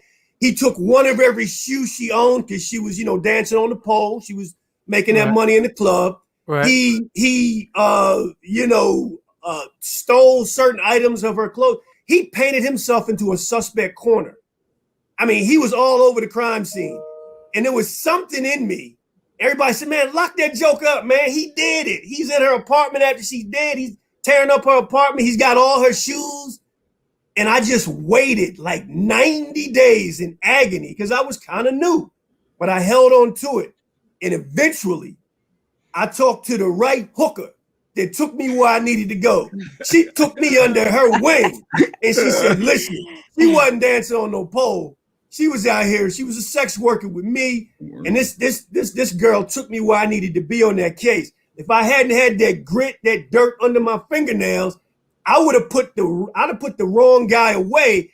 My victim wrote 500 pages of what he did to her in her personal diary that I had. He was a better suspect than the one who's sitting in jail for 30 years today. And that cautioned me. That cautioned me early. That was 3 years in. You know what I mean? He was a better suspect than the actual guy charged in terms of what society believes. So when the hooker got you the information you needed to find the actual person that did it? Absolutely. A heroin addicted, hooker. The kind you see on TV. She took me where I needed to go. She took me down into the bowels of Atlanta is where this sister took me. And, no, the question is, did she have a fat ass? No, I'm playing. I'm playing. So I'm just because she was on heroin don't mean she ain't have a fat ass. That's all. All right, go ahead, Jake. Go ahead. ATL Homicide comes on tonight, y'all, every Monday. So check your local listings from California to Texas. I know it's different times. We're on the East Coast. But yeah, so I was going to ask about cell phones because I feel like I'm a detective a lot. When I watch the show or watch other similar shows, I'm like, yo, check the cell phone. The cell phone is going to tell you everything. But before I ask about the cell phone, I was just thinking about, you said our people, when you really know that this is the person that did it, right? You know it. You know it is something, but you don't have that evidence because they always say it's physical evidence versus, I guess, circumstance. Yeah. Like, I guess, how does that frustrate you to know that I know this is the person, but I just can't find that one piece of evidence, the nail in the coffin? You got to leave it alone. You got to let it go cold. Let that thing shiver. You can't take the chance of putting the wrong person behind bars. We're all capable of doing that. That's just reality. But if you got, there's people I know did it that I would see at the bodega for 10 years. I just didn't have it. I didn't have it. You know, some people you can take into the room, and me and Vince prided ourselves on the interview. We didn't really call him. That's your partner on the show. My partner up here on this poster in the back. That's my Puerto Rican. That's my boy. That's I love. I love that man. And a lot of times, you know, sometimes the suspect was feeling him, sometimes it was feeling me, and we knew how to pull back because we didn't like to overwhelm our suspect, whoever was, you know, the one we were looking at to be charged. And so you gotta let it shiver. You gotta let it go cold. Do a good job for the person that catches it 5 years later.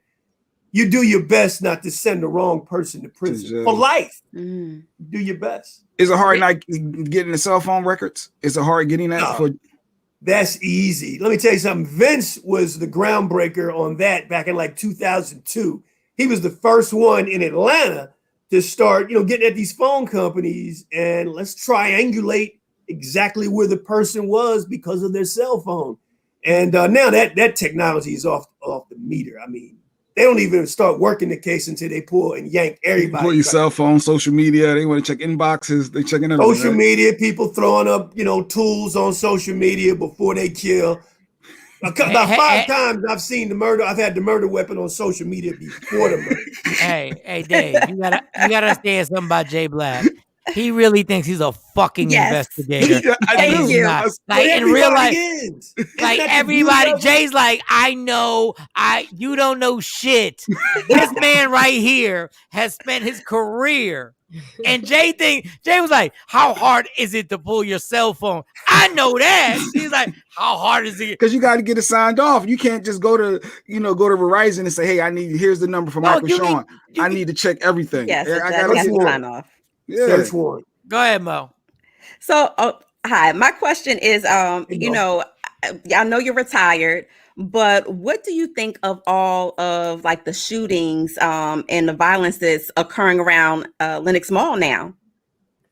Because that used to be a prestigious place. What do you think of like? What do you think is the cause of like they shooting that bitch up like it's Compton? And I've been to that mall, y'all, for real.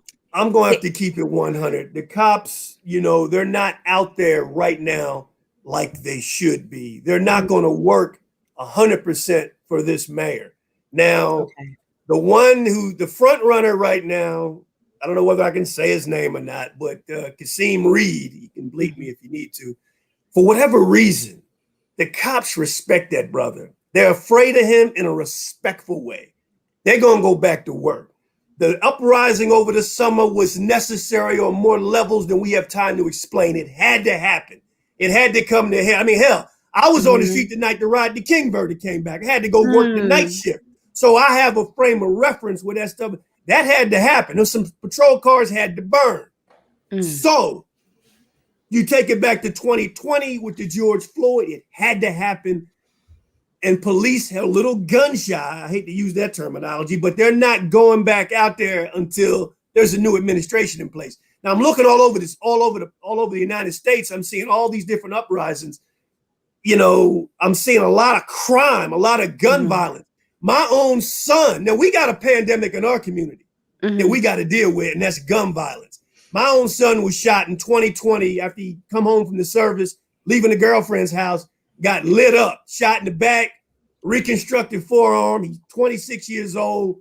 Thought he wasn't going to walk for like a month because two brothers thought that $200 in my son's pocket was theirs, and they took it and they shot him for it. So I had a taste of that myself, getting up middle of the night, going to a crime scene. Folks think I'm coming out there to work to say, oh, here come Quinn. No, I was going out there because my son was behind the yellow tape and he survived. So we got a problem in our community we got to deal with. And the police have a duty to protect us and the service. And the service, it comes first. And then you got to protect us because we are the taxpayers. And I didn't like the police service I got. It was almost like the cops were intimidated, because it was my son. They're like, they're going to want me to work my own son's case. It's still unsolved because they raggedy, the ones that had it. But I held their feet to the fire and, we'll see what happens in the future. And I appreciate you for being like so transparent with everything. Yes. Because we've had conversations with police officers and it normally goes astray. It normally goes, it goes somewhere different. We have one question on the comments. It said, when you tell people they have the right to remain silent and have a lawyer and they don't talk, is that a sign for you of guilt? No, that's not a sign of guilt. As a matter of fact, the next episode after this one, next Monday, you're going to see that depicted in real time in the episode we do in the reenactments, because a brother lawyered up. And, I knew I didn't want him for the murder, but I knew he knew what time it was and what was up. So I gave him all the evidence. I moved all the evidence in the room and got the hell on, let him review it. You work the case. You gonna see that. Now, a lot of cops, because he lawyered up, a lot of cops would be like, well, hands up. But I didn't want that brother to do life because I didn't feel he was the trigger man. I knew his ass was there though. So I gave him a dry erase board with a picture, with a diagrams, maps, talking about cell phones, all the cell phones, all the brothers that was in the car, everything. And after about 10 minutes of him drowning in all that evidence, he banging on the damn door like, I need to holler at you, brother. I need the DA. Let me tell you something. The DA, because the DA protects him. You know what I mean? Yes. And he got his lawyer in there, and he's on a beach somewhere, and 5 other jokers are doing life. So now, they don't know what evidence. Yeah, but do you ever run into any of your CS or your CIs? Well, they call me all the time. I mean, they never stop, even though I'm gone. And they just call to talk to me to chop it up. Like Atlanta's out of control right now. You're talking about Lennox Mall. Yes. And they'll call me, yo, Quinn, it's crazy. I mean, some joker I know that breaks into high-end cars, he called me and said, man, I'm scared to get out there and get into them Bentleys now, man, because, they out here shooting everybody. That's what he's telling me because, we had that kind of relationship. It's just really rugged right now, but the next mayor will clean us up here. Dave, do you ever, what is the point where you realize you go like, this ignorance is so high? Because it depresses me. Really? Like, it depresses me because I see young guys, young men who are being led somewhere where I know what the end result is. And you're even closer to it. Does it ever depress you and go like, what are we doing? Like, what are you doing right now? I know where you're going to end up with this. Yeah. I live in the present, and I just realized some people are going to do life. Some people are going to die in them streets. There's a certain individual that's just going to happen. Wow. Based off the decisions they make. What I try to do, I'm always about what we're going to do is when it's Monday. What are we going to do to save one? Everybody in every neighborhood should be saving one. And you got to stay close to these children when they're young. Some people are just going to get out there and get at it. What I'm happy about, which is strange for some of my families left behind, a lot of the juveniles that I put away as juveniles, the laws have changed because science has revealed that the brain of a young child doesn't fully develop till he's like 19. Yeah. So some of those 15-year-olds that are doing life, I'm celebrating they're going to get a second chance. That's how long I've been in the game. So they're probably only going to do 10 or 15 years, and they're going to get another shot. I would love to be a part of that shot of them re-entering society because maybe When I locked them up in like the year 2002 when they were 15, and Jesus. now they're coming up on 30, they're getting a shot. I want to be a part. I'm trying to figure that out because they're all getting let out. All legislation across the country has changed. Those juvenile offenders that were tried as adults are going to get out. We got to be there as a community to receive them back, give them jobs, get them school and education. But damn, when you done spent 15 years locked up, like that's a hard thing to get back into the regular everyday community. Like how do we bring them back in? And I don't know what that's they're like. letting them out. We got to figure it out because they're So coming are there out. programs you think that we should have to get them to actually get back? Because if I haven't been somewhere for 15 years and you throw me back in that situation, I'm like, what the fuck? Like I don't know anything. Yeah, I feel like the DA's office, they have, war chests for those kind of efforts financially. I think that they should come at that because the trend now is conviction integrity across the country. There's a conviction integrity unit in every community now because we're looking at cases. You've got to look at life sentences are a long time. It's life. You're not coming home. Yeah. So is that 15-year-old, was he intelligent enough to make that decision when he killed somebody, over some BS, over, a cell phone or something? Do we keep him locked up till he's 50? Does that make sense? So I want to be a part of it since I helped put him in. And there's some people that are getting out on appeal that, they work the system and they're coming out, based off the laws changing, even adults that went in as adults. I want to have open dialogue with them. Sometimes you don't have to do life. Life is so precious. I possess the secret of joy because every day I'm up, I'm happy. I want to get out here and see what's going on in the world. And I want to make sure all people are people. We don't contribute to this mass incarceration. Although I do believe in law and order, it's a case-by-case basis with these souls that we have locked up.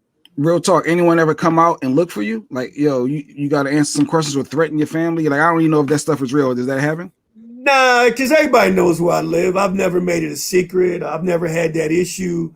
Murder is complex. Everybody that does time for murder isn't a trigger puller. You have drivers. You have people that got proceeds after the robbery that resulted in a murder.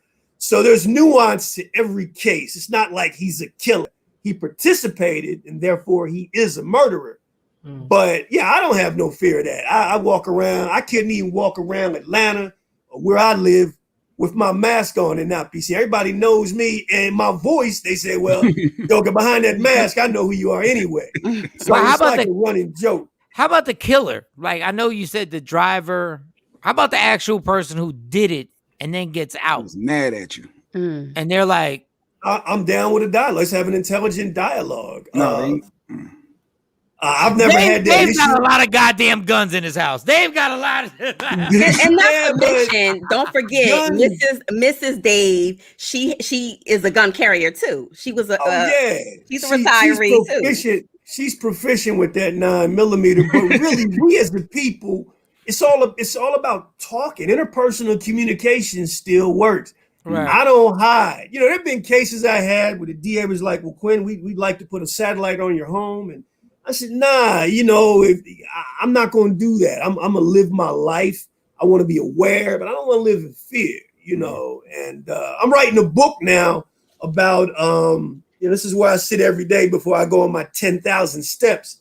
And it's about my relationship with an informant that helped me take down, a gang of like 15 people. He was a killer too, but I needed him to be like Sammy the Bull Gravato and give it up in court. Yeah. And we had conversations, during the time he was sequestered. I had him in a bootleg witness protection program, and we had conversations, say, "Yo, man, I need you to come back to Atlanta and we're going to go to the barbershop together. We can't let them think we're afraid." And crazy begets crazy. If somebody think you're crazy, they tend to stay away from you. Mm-hmm. And when I finish that book, I want to come back on the show and talk about it. No, that was the relationship with somebody admitted to me he participated in murder. And we became close, me and this kid, because I lobbied to have him sequestered down in Savannah, Georgia, in an apartment paid for by the taxpayers because we were going to clear 8 murders. It was worth it. He turned his life around. He is an entrepreneur. He's legit. That's the evidence right there. So the book talks about our relationship and how I kept him sitting in that safe house for about a year and a half. Wow. Only with my flip phone holding that brother in there. We didn't have nobody, we had no money to sit on him. I had to convince him. He go through troubles with his baby mama. Yo, some other Negro answered the phone when I called my baby, talk to my baby. I said, wait a minute. You locked up. Now I'm going up there and deal with this. I said, nah, that's her body. She do what she want to do with it. I'm trying to keep you from doing life. You know what I'm saying? So right. I'm giving you like the broad strokes, but that's what the book's about, our relationship, me and this informant. And I talk to him almost every day. Wow. A killer. A killer. ATL Homicide, it's TV1. I want y'all to support that. We got one more clip before we let David go. We'll play it and let him talk about it. Detective Taylor responds to this 911 call on Joseph E. Lowry Boulevard. This particular area, the Atlanta University Center is nearby, where historically black colleges are located. We got a body laid out here in the kudzu. Kudzu is the bushes in Atlanta, and it wraps up and it tangles everything. We've got this young brother laying up in the kudzu, killed for what reason we don't know. He had multiple gunshot wounds. All right, let's see this autopsy report. One good thing about autopsies is they'll tell you the trajectory, the path, the way the bullet travels through that piece of the body. All right, gentlemen. We got 2 shots in the torso, another gunshot in the arm, and 1 shot in the head. All right, so it looks like the 2 shots to the torso came from back to front. Like this poor kid was running from somebody. I got it! Yo, so those 2 shots, put him down, and then the headshot. Damn. From the trajectory of the wound to the head, we could tell that the killer literally stood over Antonio McBride and fired it to execute this young man. You recover any shell casings? No, but there was a 38 caliber projectile in his head. We know right away, that's why there are no casings at this scene. It's a revolver. We don't really have much evidence other than that. Nothing from the crime scene. There's no shell casings, there's no weapon, there's nothing to even lift fingerprints from. So this was really turning into a whodunit. Yo, I love, I'm going to watch the show. Y'all got me right now. I'm going to watch the show. The funny thing is, Dave, and no, this is no shade on the actors. They just need to have you and your partner reenact the shit. Because, well, they're playing us in our 30s. Yeah, no, I know, I get it. We're headed toward our 60s now. No, but you're so animated, and I see your partner when y'all doing the interviews, y'all have such a chemistry together. That's my dude. That is dope. I just want to, and I want to ask you this, because obviously you know more about the street life than some of these street dudes actually do. What is the mistake that when you watch these rappers getting killed on a regular basis, if you had any advice for these young guys who are getting killed in home invasions, getting killed at clubs, what would it be? And what do you think is the ultimate mistake that they make? They dabble back and forth. They try to play both sides. You have a lot of hard kids that once they got into the entertainment industry, they left all that stuff behind. All they gonna do is, smoke a little weed and get that music and get that money. They're not dabbling and having gun toters up in the studio. Because we know those murders up in there, we get at least 3 or 4 a year here in Atlanta in the studio. Those are murders by letting your hanger-oners come up in your spot. Wow. And they get gun happy. And those murders are always horrible because you see an aspiring young rapper. Tonight's episode is going to be an aspiring young rapper leaving the studio. He was living the right life and he gets killed. Wow. So that's a great question. You just got to stay out of the game. You know what I mean? Just stay away and just do the work. There's money in this. And Quinn, you won the first 48? Yeah. Well, see, we had nothing to do with that. They were literally filming me and my partner Vince while we were at work. We didn't get a dime out of that. You ain't got no residuals. All right, so we're not I gonna thought he got promote money it. from that. I thought you got money from that. We're not We gonna ain't get promote it. nothing. I just want to know this. Do y'all make it cold in the questioning room on purpose? Do we do what? Do y'all make it cold on purpose? Do y'all, because everybody sticks their arm in their t-shirt. Is that a ploy? Is that something that makes people tell the truth or whatever? I think it's just the building, brother. It's just really cold. They keep the temperature up, you know. But everybody, I mean, these young boys, man, they all weigh like $140. You know, they don't eat right. A lot of them, their immune systems are challenged. God bless them. God bless them. Oh my God. I would love to have you back on a show if you're available. I would love to be back. I'm retired. Call me. I'm literally a black man that made it to retirement. You know how many Atlanta police, die before they get to be 50, 50 years old. I retired at 50 because you only can do the 30. So many are dead that were my age just from the way they lived or just circumstances. I'm just privileged. Call me anytime. Oh, well, you see our private chat on the side? Can you see that? I do. Can you put your number in there so we'll have it? Because we didn't call you directly for this. I will definitely do that. If not, hit me up on the social media stuff because I am a little analog. Vince is the digital king. I'm a little challenged with the technology. What's your IG, David? Is it my IG is at David.Quinn56. Now I have learned how to do that. I got Twitter down. Matter of fact, we live tweet during the show. So tonight we live tweet because a lot of the sisters get on there and they want to talk about it. At the commercials, who it is. I play with them, so I know that. Right. I got the IG and the Facebook down. TikTok, don't ask me about that. I don't understand TikTok. I don't. No, we grown. We can't do that. So tonight on TV One, 8 o'clock. 8 o'clock Eastern. 9/8 Central. 9/8 Central. And damn, okay, let me just ask you this real quick. I live in Texas. I'm from New York, raised in South Jersey. I live in Texas. The gun laws are very laxed out here. It's very basically I can get a gun, it doesn't matter. How do you feel about everybody being able to get a gun? What's your opinion on that? I've been in Georgia, for the last 43 years. I came here as a teenager. It's always been a gun-toting state. I think that armed career criminals that aren't supposed to have guns, those are the only people we got to worry about. Anybody can get a gun. I don't care if you're a quadruple convicted felon. You can get a tool. There's no law that's going to keep you from brandishing a firearm and using it the wrong way. We got to pray. I don't know what else we could do. There's too many. The Two-Face has been at it for 50 years. It's enough iron out here to build the Golden Gate Bridge again. I mean, it's so much firepower out here. We have to just go after the people as law enforcement who aren't supposed to have them so they don't accidentally kill our loved ones with some BS in a parking lot of Lenox Mall. So, Dave, I'm just asking you as a father, I have 3 daughters. Would you advise me getting the proper training and getting a gun or?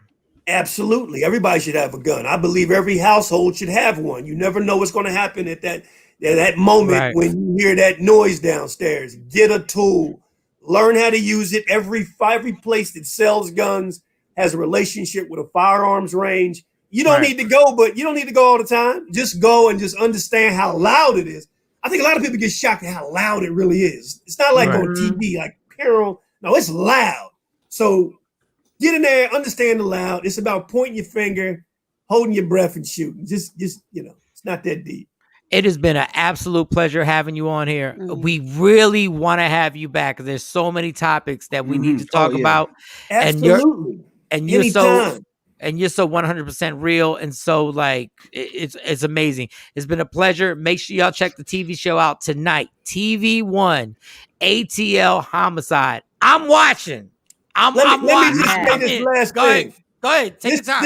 This has been amazing because we do a lot of media, especially on Monday, because that's the anniversary. This has been an amazing sit down with the 4 of y'all. I mean, it's been so comprehensive, so thoughtful, And we don't get that all the time. I thank you for your professionalism. And we all thank you for that compliment. Thank you. And we really want to have you as a consultant where we can have you come back because we got tons of questions. We just don't have all the time, but we got tons of questions to ask you on a daily basis. You know, you don't see me on CNN much because they don't want to hear what I got to say. I keep it pretty rugged, pretty raw. I keep it 100 because the people in the street wouldn't understand me if I, changed the way I kicked it. So I'll be giving you the truth. Well, Jay Black and I have followed you, so look for a message from Jay Black. Jay Black. All right, I'll be following y'all back. Perfect. David Quinn, tonight it goes down. ATL Homicide. Check it out. Watch it. Support it. TV One. Ladies and gentlemen, clap it up. My man David Quinn. Yeah. Thank you. All right. Thank you.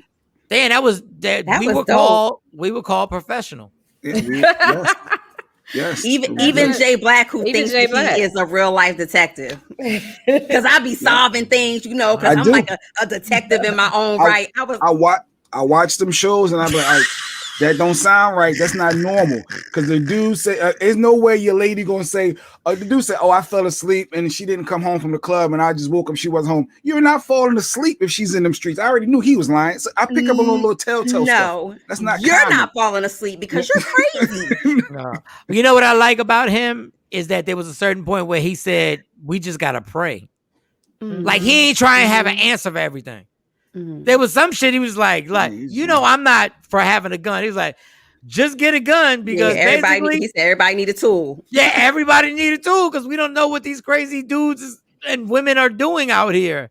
Don Payne said they didn't mess up the interview. I didn't. Stop saying he didn't. He said I didn't. He gave me credit. No, I'm saying I know, but you're assuming that he messes up every interview. You're implying. You're implying he messes. Like I say, 4 out of 6. 4 out of 6, maybe. 4 out of 6, maybe. He called y'all professional. He really not a good detective. Hey, Action, fuck you for real. Action, like no, for real. Like we did a good job. Good looking Action. Action had a couple of good questions too. And Action, thank you. Yeah, Action joined in. We did a good job, Dan. I didn't get a chance to ask him. How did it affect 30 years being a homicide detective? Like how it affected his home life. I asked him that. Yeah. No, I'm saying because the hours, like the long hours and the fact that his wife is on the force. And so how did they work those hours? Because they both had the same job. No, different shifts. Like how did they make it work? No, I get it. But I'm saying most relationships are not successful. Yeah, well, we both comedians. We know that you're going to be doing a show or whatever. But I get it. No, that's a good question. I couldn't believe Jay Black was quiet all this time to David. No, I mean, he asked. I contributed. Mike led a lot of it. I got it. And Mo contributed. And Shawnee, did you have questions? I apologize if I didn't get to your question. I'm sorry. Clips. I did, but you just let Mo and Jay talk, so I'm gonna just sit over here and push buttons. Oh man, it can't never be good. I gotta talk to him later, so I'm sorry, Shawnee. That was my bad. Epic fail. We did not let Shawnee speak. So tomorrow with Claudia Jordan, we're gonna let Shawnee ask at least 2 questions, Mike. At least 2. Oh, Jay Black has granted you 2 questions. And then we got Noelle Randall on Wednesday. I love Noelle Randall. I think she's amazing. She's Wednesday. Wait a second. And then We got Thursday. Go ahead. No, but we got to book the dude. Business bully. Yeah, yes, about the Bill Cosby guy interview. Yep, I sent that text off, so we'll get that locked down. Wait, you trying to do that this week? We'll talk after the show. Yeah, we're supposed to do it this week. All right, we'll figure out what day is good. And you got the number and everything. Yeah. So he actually interviewed Bill Cosby and his attorney, so he has a lot of insight that Mike want to make sure that we share with you guys. My bad. Now I still feel bad for Shawnee because I thought we had. I'm sorry, Shawnee. Tomorrow she's gonna get 2 questions tomorrow. Yeah, 2 questions tomorrow. It's cool. 2. Yeah, I'm close. Me and Shawnee went on a road trip, and since we went on a road trip, we got a little bond and shit. You know what I'm saying? Like. New segment, Shawnee Speaks. Not tonight. Not today. She couldn't speak during this interview.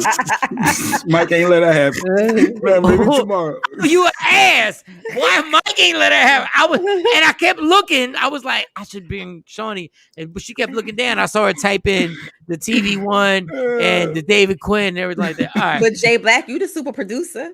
Don't be putting it all on Mike. What happened? You gotta know how to play double dutch too. Sometimes you gotta know how to. It wasn't me producing. I just know this has been. I think it's been 2 days, Monday and last Friday, that Mo hasn't done allegedly. So I'm gonna tell you what. I'm gonna tell you what your lazy ass with your little angel chair gonna do, Nick. Tomorrow, you better have. I always have allegedly. Okay, I'm just letting you know. You better be fully stacked because I'm working till.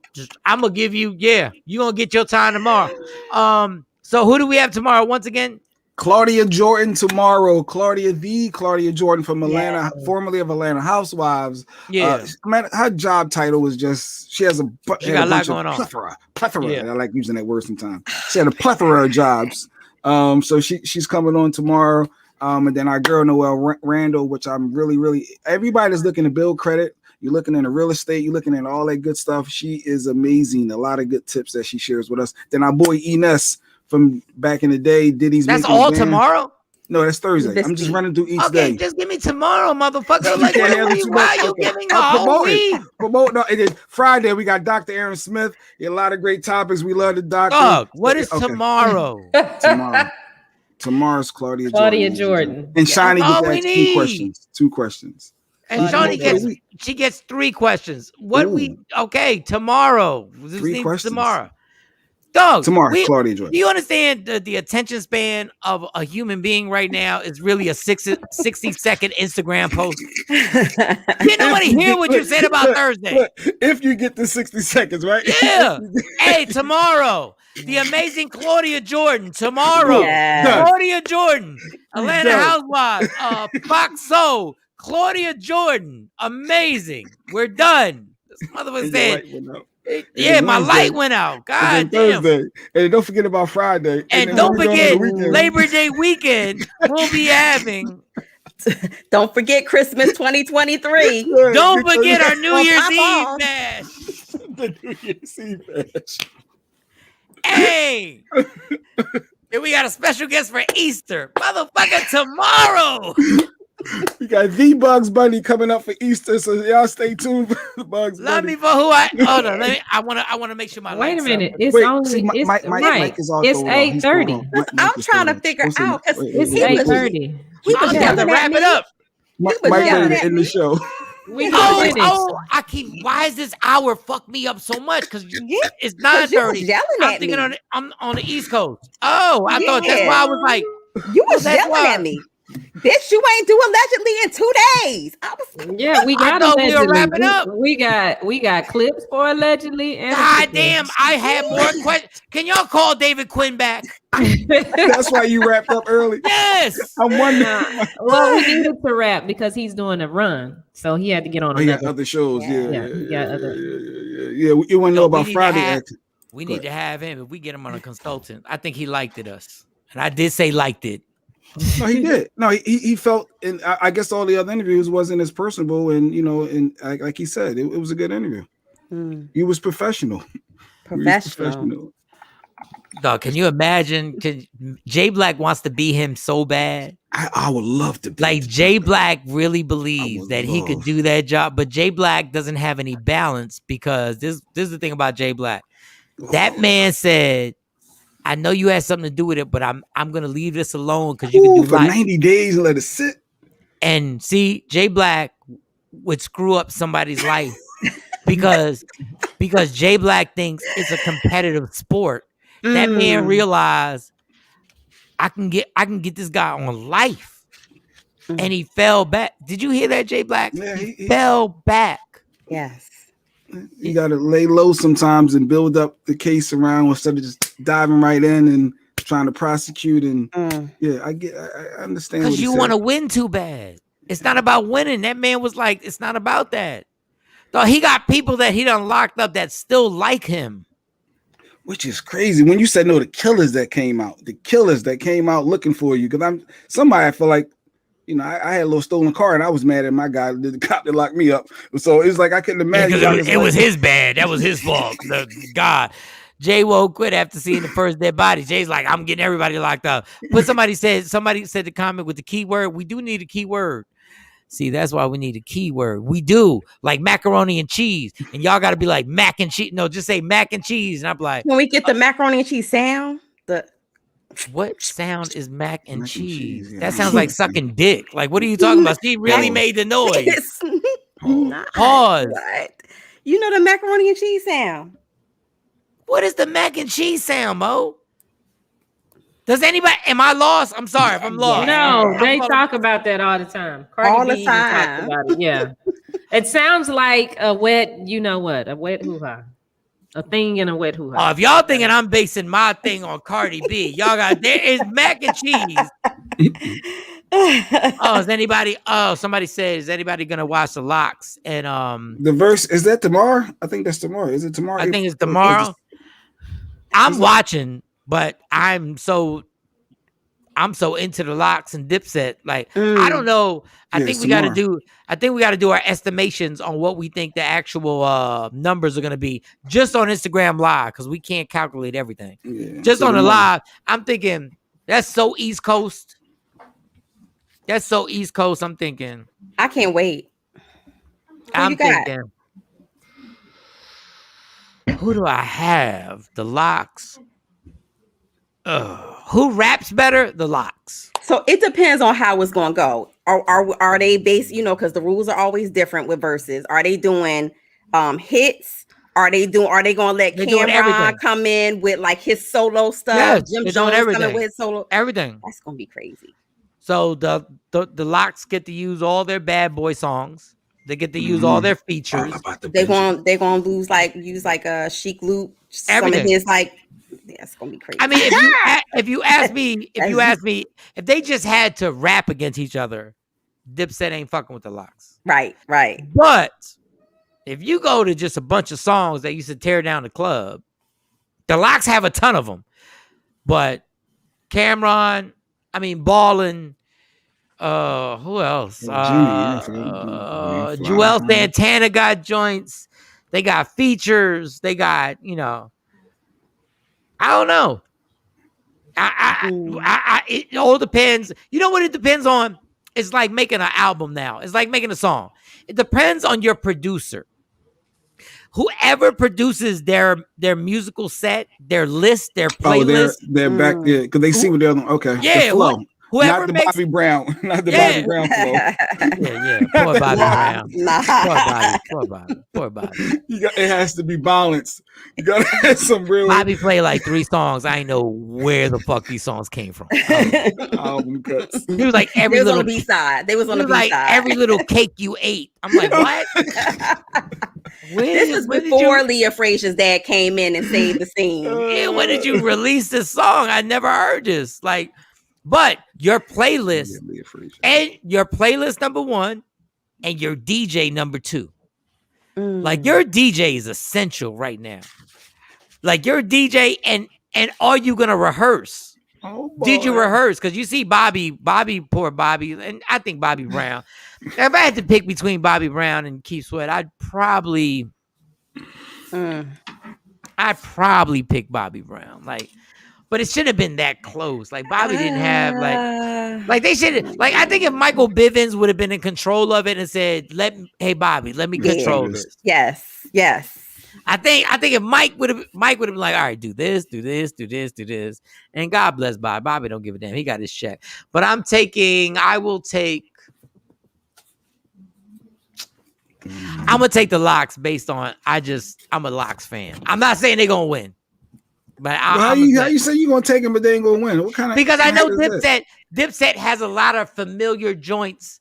Not to mention, Jim Jones' latest stuff is heat. Yeah, like so. But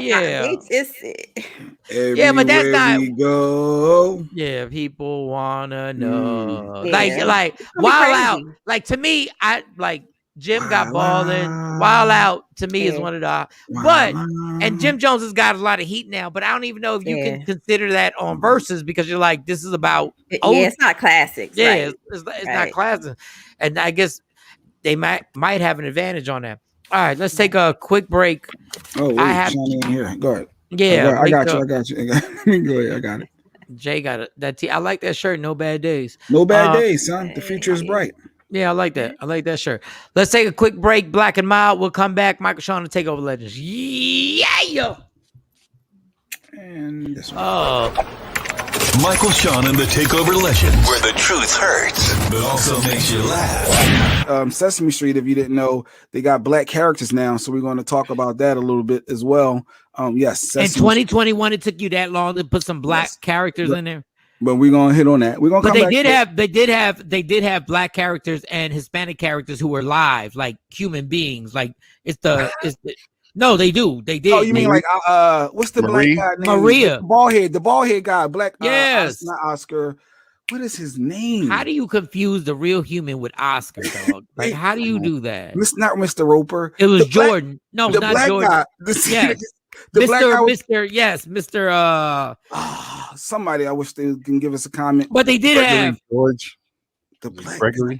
We got time. We got time to figure it out. No, but they did have a gang of real human beings who were actually Hispanic, black. They had gay characters, but now I guess the Muppets. Gordon. Thank you, Shawnee. Thank you, Gordon. Gordon was the black guy who was like Mr. Reliable. Yes, Gordon was Mr. Reliable because Gordon he could work at the store and then he could literally like fix your trash compactor. Like he did it all. Like Gordon did it all. Trash compactor. Like Gordon did everything. Like Gordon was like he'd find an answer to a resolution. He'd have a resolution for something, and then next thing you know, he was dope. Like shout out to Gordon. But I can't believe this is the first. I am saying it right, Muppet, right? Yeah, Muppet. It's considered to be a Muppet. Yeah. How is this the first time in 2021 they have a black Muppet? And when you saw the video, did they have hoodies on? What No, it was no hoodies on. Did they have jean jackets on? Wait. The first black Muppet. The Fraggle Rock count? Was anybody like y'all remember Fraggle? That's Sesame Street. That was the battle. That was like Tupac and Biggie. Like Sesame Street wasn't messing with Fraggle Rock. Yeah, I remember Fraggle Rock on HBO only. Wow. Down in Fraggle Rock, let the music play. Worries for another day. You know the theme song? Okay. Down in Fraggle Rock. Down in Fraggle Rock. Like, what is a Fraggle Rock? Fraggle Rock was amazing. Fraggle Rock is one of the most underrated shows ever. And we had HBO and Fraggle Rock came on. Dog, my eyes would water up. Like my eyes would water up. You get emotional? Like I'd get emotional with Fraggle. When I heard that, let the music play. Worries for another day. Michael Shawn and the Takeover Legends, where nothing's off limits. Free Agent Radio. What up, y'all? It's Michael Shawn from Michael Shawn and the Takeover Legends. And just in case you missed the show, check this out. Tupac busting the room. Yo, where's the other bag at? Where's the bag? First time I ever met him, I'm like looking at him. He on 100 already. And Safid is cool. Like, if Safid is so cool, he like, yo, stop yelling, money. Stop yelling. It's like the bag is over there. He's like, oh, I thought somebody got my bag. That's the bag that got the barrel in it. I'm like, the barrel? I'm just listening. Right. These fools, if you know the Glock, you know that the Glock is all plastic if you know guns, except the cylinder of the barrel. So they broke the Glock down and all these parts and put them in different bags and put it on the plane. That's how they used to ship their gun with them. He was looking for the barrel to put the gun together. Back together, yeah. Top secret, how he used to ship his gun. Michael Shawn and the Takeover Legends. Your escape from reality. Right here on Free Agent Radio. Don't never stop if you want to be on top. Yeah. Tap in. Tap in. Michael Shawn and the Takeover Legends. Jay Black, Sexy Mo, my girl Shawnee Scott. Where'd Shawnee Scott go? Shawnee Street. Knock some stuff out. Oh, okay. All right, Sesame Street characters. I got this story. Y'all have to remind me. And I have to get permission from Shawnee Scott before I tell the story. Okay. I'm gonna write it down. Write it down, please. Because this is you have my permission. I do. Oh, for real? You see how that works? Are you in the middle? She's in the middle of something, so she. Yeah, but I can hear y'all. I can hear you. Okay, so We on Michael Shawn Takeover Legends. Make sure you download Media Room 360. I think I charged my phone up enough before I tell this story because let me tell you something. There's nothing like a mother. I'll tell you right now, there's nothing like a mom. Like dads have their particular skill set that we have to have. But there's a skill set that moms have that are totally different that Mo has, that Stacy has, that Shawnee has, that my mom, all our moms have. And mother skill set. Hold on. Let me get my phone because I gotta tell this. Story. Okay. I was making a note. He gonna do it now. No, because this is one of I learned. Like you ever I pride myself on one thing. I watch people handle situations, right? And I go because I want to learn. Because I'm not, none of us are perfect. We all got a skill set. And Jay Black is the ass of all asses. No, nobody's perfect. Go ahead. No, because Jay Black thinks he really he can handle any situation correctly. Like, it's just like, Jay's like, yeah, the way I handled it was right. And I'm the opposite. When I handle something, I sit back and go like, damn, did I do that right? You second guess yourself. Yeah, I'm like, I don't know. Because my dad was very confident. And me and my dad are best friends. My dad was very confident on how he handled things. And then as I look back on it, I'm like, Dad, yeah, that wasn't probably the way you should. So I'm getting everybody in on who did I invite? Oh, it's probably me. My phone is off. Yeah, so is mine. Y'all turn your phones off? No, my battery died. Oh, so I ain't the only one that been getting killed for battery dying. Well, Jay Black called me irresponsible. So what's up with your phone, Spanky? I just powered it, so it wouldn't. I turned it back on right here. Why would you power it down? What is that? And if it was fully charged, you wouldn't have had to power it down. You must have been irresponsible. No, I'm good. I'm over 60 plus some %, and that's with being here all day. But why would you turn it down? Why would you turn it off? You at 60%. What type of irresponsible action is that? I turn the volumes and all that stuff down and blink the screen. So all right, well, I'm preserving my battery. I'm being responsible. There's no sense of having it lit up. No, you're being cheap as usual. This mother still cheap. And shout out to David Quinn. He started following me already. So you follow him, he'll follow you back. It's true. So yeah, so we good. Sexy Mo, come on, get on here. I'm powering up. Now. I need as long as Shawnee's on here, she is an expert. Like I need her on here because when I tell you I took mental notes. I know what he's about to say. Like I took mental notes on how this was handled. Because I know I wouldn't have been able to handle it the way she did. Like she was like cool, calm, and still stern as a mother. Okay, Jay, let me make sure everybody download Media Room 360. TV. Okay. Is everybody on here? Come on. Jay Black charging responsive. Okay, I got Jay. Come on, Mo. I was about to joke, but I ain't gonna joke like that. It's gonna be sexist. I'm like, your joint done wore down because of. Never mind. All right. Let me get Mo on here. Let me get Mo. All right. So anyway, Mo accepted. Damn it. Didn't I just tell D. you? Marie, good morning, D. Marie. She don't have no battery. I had to use this charge for never mind. Okay, all right, you're listening. Okay, so we're on a road trip, and we go out to a place called Tyler, Texas. We go out to a place called we run out there, hour and a half. We make some stops, get some food. It's a real road trip. Like I ain't been on a road trip with somebody like that since doing comedy shows. So she gets a phone call, from her house, and she has it on speakerphone because we ain't got nothing to hide, which is great. I love being around y'all because we ain't got nothing to hide. We answer it on the whole car hears it, and one of her daughter's friends call up and say her daughters are yelling at each other. You can hear it in the background. It's going down. And I'm like, oh, whoa. So I fall back. I'm like, I ain't saying nothing. I don't hear this. You act like you don't hear nothing. No, but it is going down.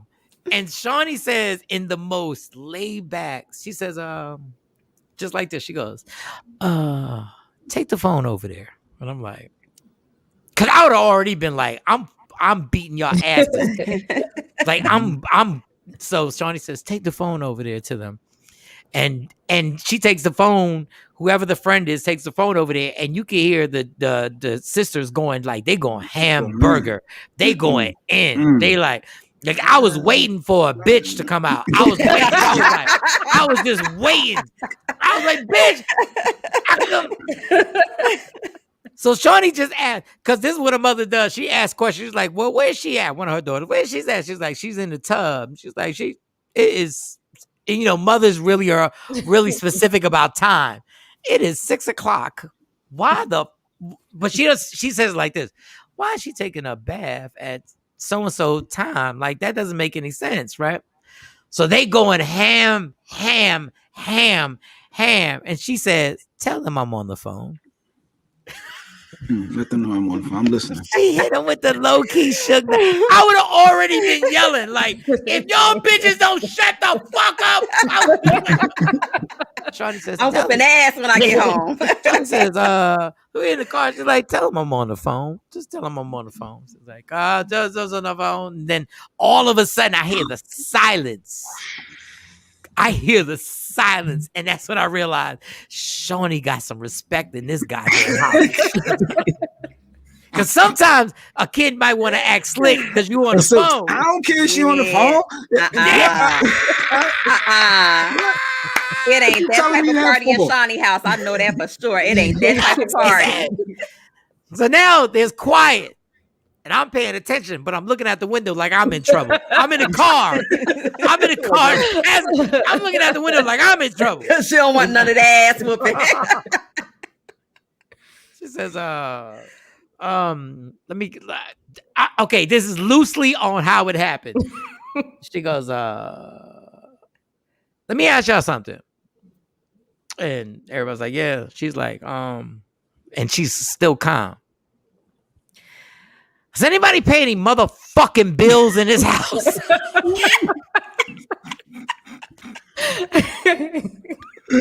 Like that. But nobody answered. She said, hello. Does anybody pay any motherfucking bills in this house? They arguing on the first of the month. And they were both like, no. No, one person said no. Then she called the other person's name, like, she tapped the mic. Hello? How about you? She repeated the question. Motherfucker, when she said it, I said no. She said, does anybody pay any motherfucking bills in this house? And I said no. I answer phone, Your Honor. She got the other one. So now both her daughters have answered the question, right?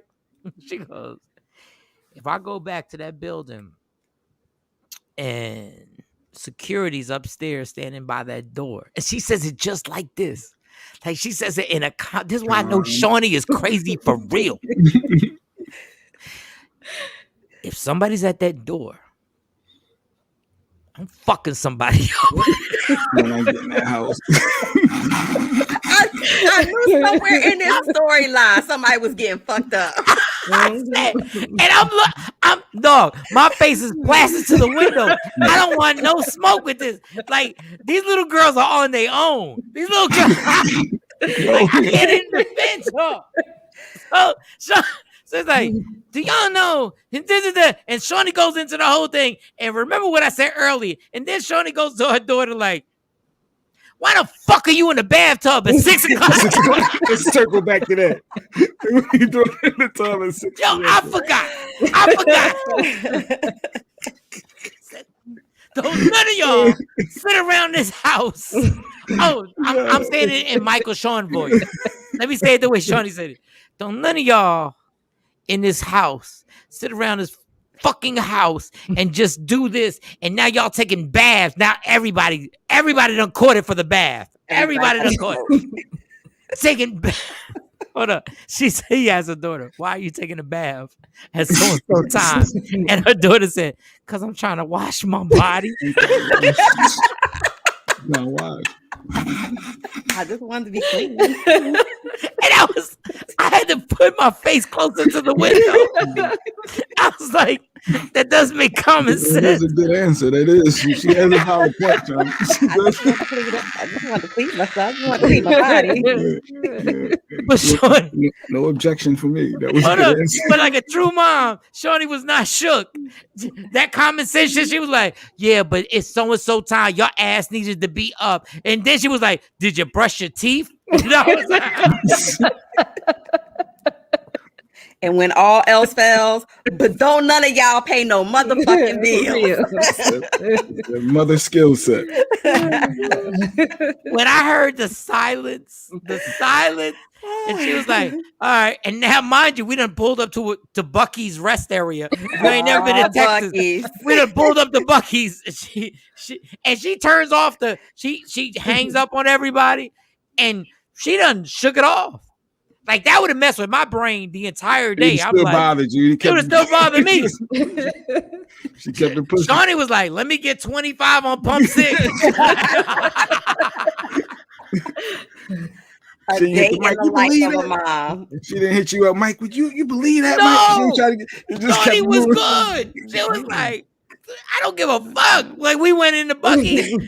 Dog, it was so crazy that them kids were in so much trouble that I made sure I said, Shawnee, what you need to eat, because I'm paying for it. Like, I did so bad. You ain't got to worry about that. This one thing you ain't got to worry about that. No more worries over here. Like, I got me some I got a pulled pork sandwich, and I got some. I said, Shawnee, what you? Dog, I waited for Shawnee. She went to the restroom. I waited for her like she was my girl. I waited right out there. I was like, I'm not going to the register till she comes. Just making sure you're everything good. I was like, need something. She was like, she had she was not frazzled. She was like, I don't know. I think she went over there. She got pork sandwich too. And she got whatever she got. We went and I paid for that thing. And then there was another thing that happened while we were waiting. And it was some white guy. It's parenting though. It's being part of being a parent. You have to. No, that's some mother shit. Like right there, that's some. I was so impressed on how everything stayed right here. Like everything stayed right here. Like I have a problem with that. Like y'all know I have a problem with that. Yes, like she stayed right here. She was like, listen. But the fear was there. And no, the fear was there because that's why I almost jumped out the car because I was scared. You ain't gotta yell. You ain't gotta yell. That invocation of fear is right there. Said, this chick scared me. Yo, but you can tell Mike everybody didn't want to take his face out the window. I kept my face to the window because, first of all,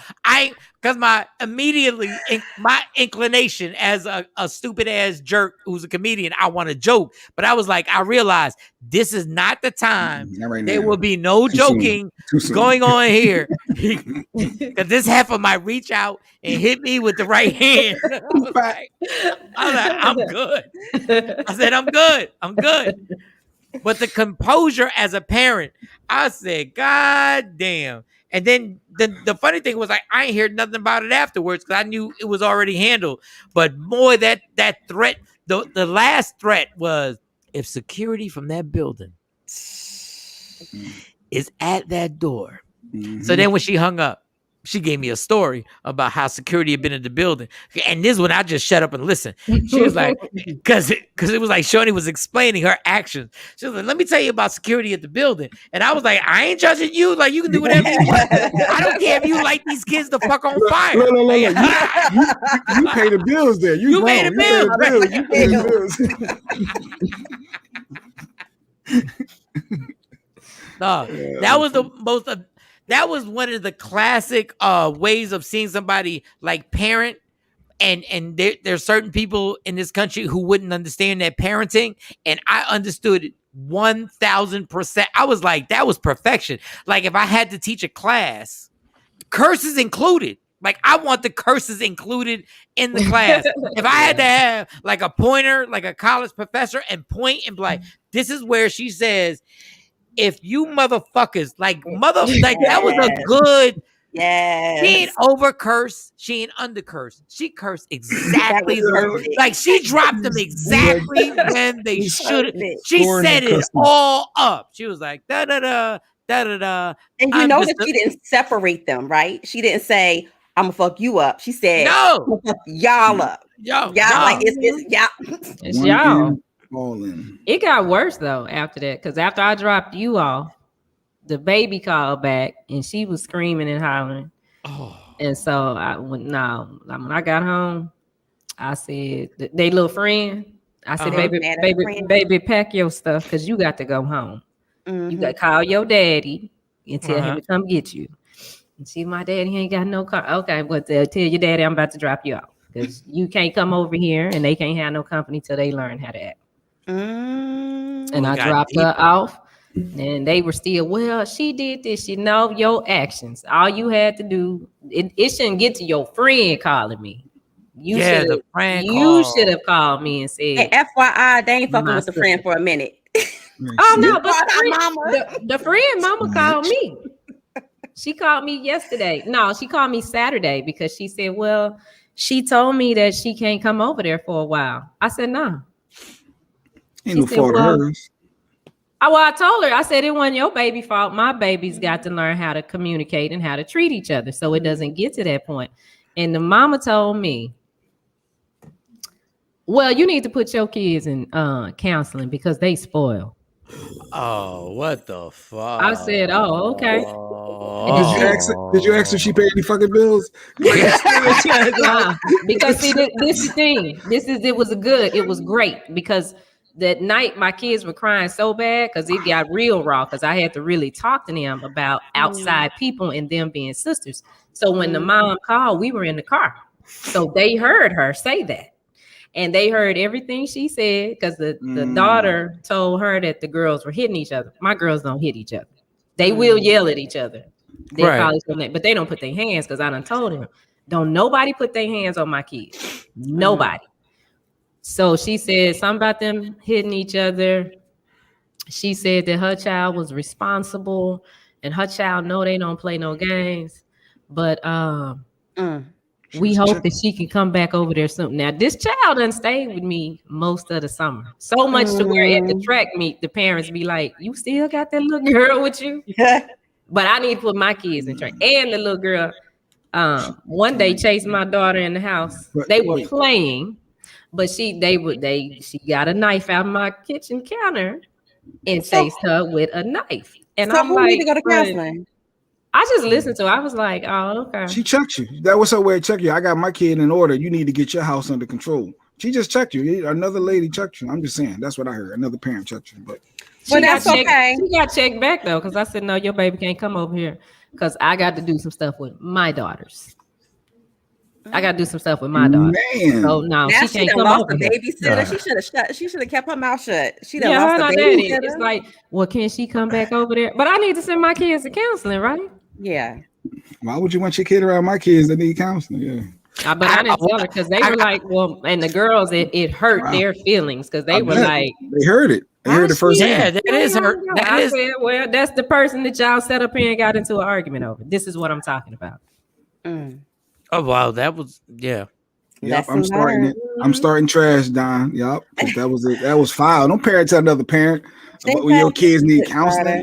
That's disrespectful. So that was parenting. Oh, let me write this down. Yeah, like about maybe about 6 months ago, I would have cussed her mama out and told her, baby, your daughter wants to come over here because y'all don't spend no time with her. I done had your child all summer, and your child texts me talking about, Miss Shawnee, can we go on a picnic? Miss Shawnee, can we do? Your child come over here and talk to me about so much stuff.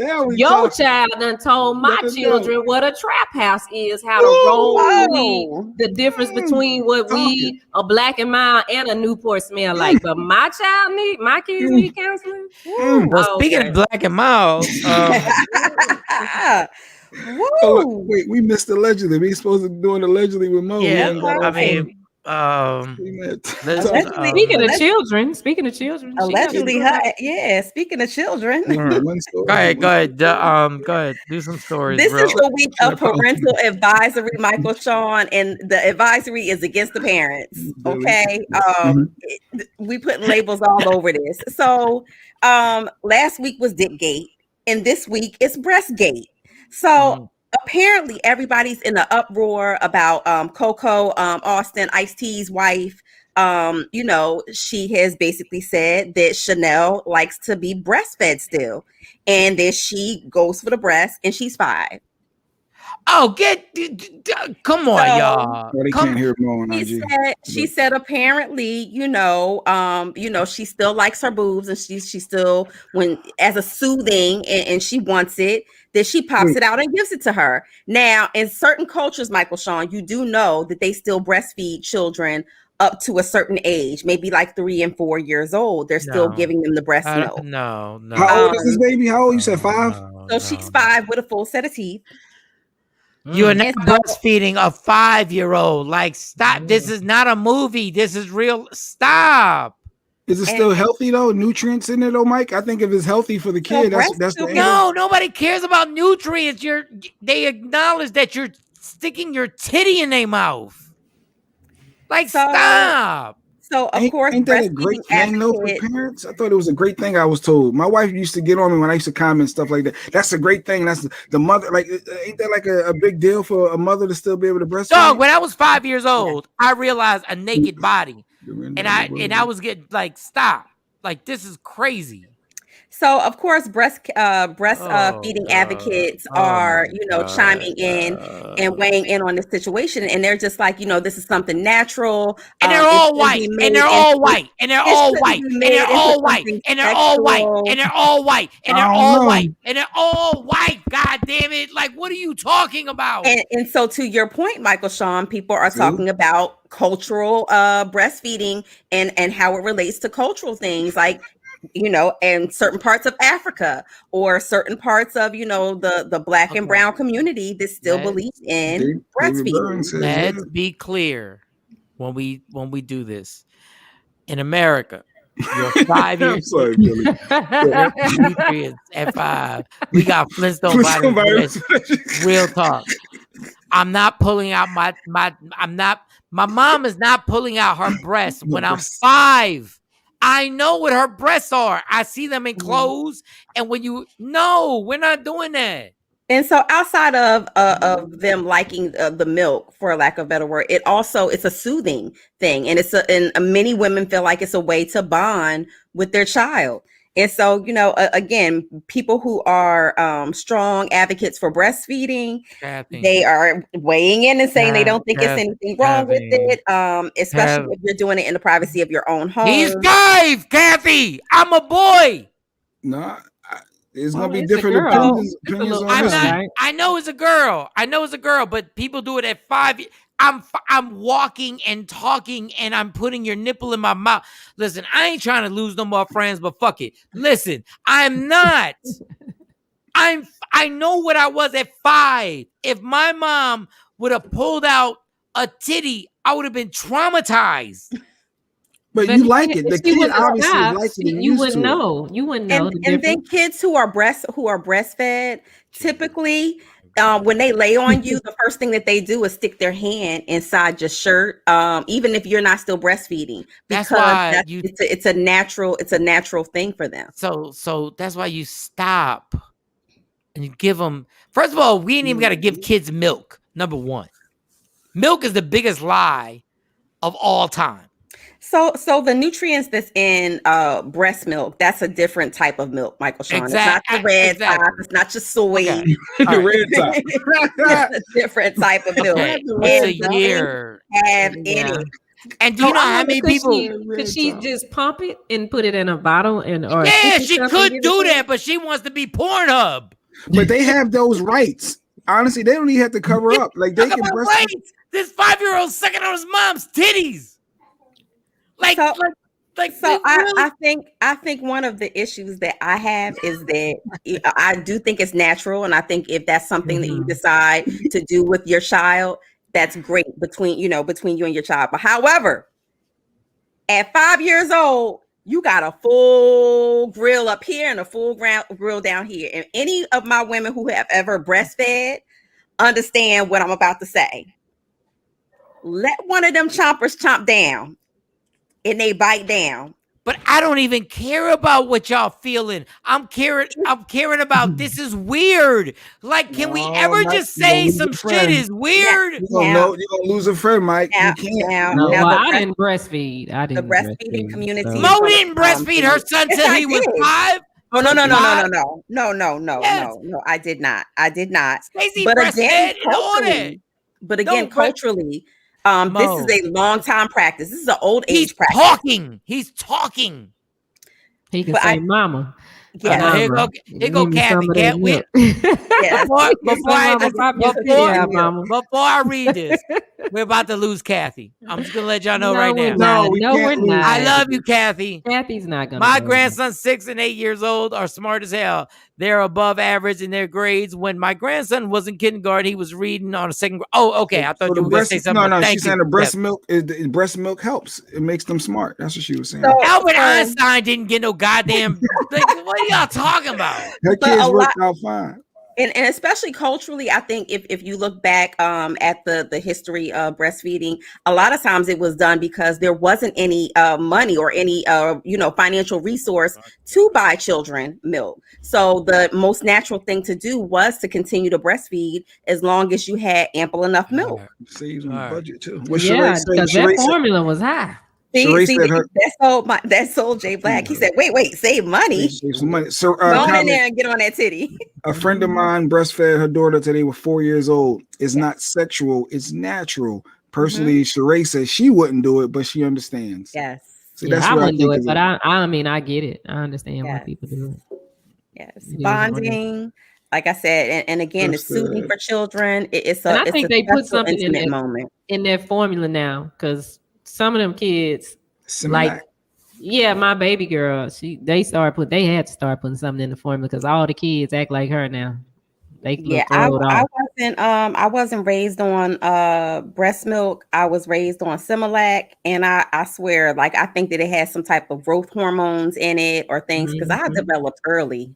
I was overly developed at a very young age. I'm just telling y'all keep breastfeeding a boy till he's 6 years old. It's crazy. I've heard of people doing that like all the way up to they like 8. Yeah, that's crazy. 9, and I'm like, ooh, that's a man. Don't get mad when he's grabbing. Don't get mad when he's school grabbing titties. Don't get mad. You imagine? You done put a titty in his mouth till he like 7 years old, and don't get mad when he grabbing titties in school. Don't get mad. Can you imagine asking your babe, like, hey, what y'all want to eat? I don't want no Burger King today. I think I'm just gonna grab one of these titties. Like, I want some breast milk. I want some milk. Can I get some milk? And y'all all might be right. It's natural. Y'all might be right. Y'all might be 1,000% right. Good response, Mike. Good. Y'all might be right. Y'all might be right. Because you don't want the breastfeeding community to come for you. I will. And you don't want the absolutely right. I wish Stacey, if I had a son, would be breastfeeding at 4. Let me see if the cops don't come to my house. You ain't sharing them, huh? You're not gonna share the chi-chis. It just don't even look right. It don't even seem right. This dude is saying hi, daddy, and then he's sucking on a no. You might be punching eyes. I need to borrow mine for a little bit. No, I will beat your. Take your little. Mine. Y'all be getting ready to go to bed. Hey, mommy, can I sleep with y'all, mommy? He in the middle of y'all looking at you with her nipple in your mouth with his Jay Black mouth. will create you a whole schedule. You're gonna have a whole calendar.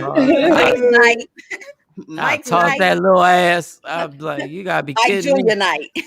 I'm my dad's son. You got till like after like you got like a year and like 6 months. But then you like, dog, you gonna have to drink some apple juice. I wish you would suck on my woman's titty. Well, speaking of sucking, Michael Shawn, 42 Doug is catching a lot of heat over this. 42 Doug, he's catching a lot of heat over this. he posted a video of him on a flight, and he has a 3-year-old son, and he posted a video of him giving him neck, like kissing, sucking, and licking on his neck. I saw this. And so, you know, he's gotten so much backlash. I think like Shawnee sexual has the clip. kissing. Wait, is his child? So- He was sexual kissing. What are we So talking about? I'm gonna let you look at the clip, and I want your take on what's going on here. Oh God.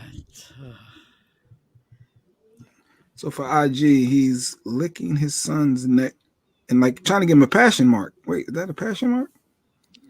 He just look like he's trying to give a passion. Is he playing? But that. Dog, what are you? Why are you people so fucking weird? Why are you so weird?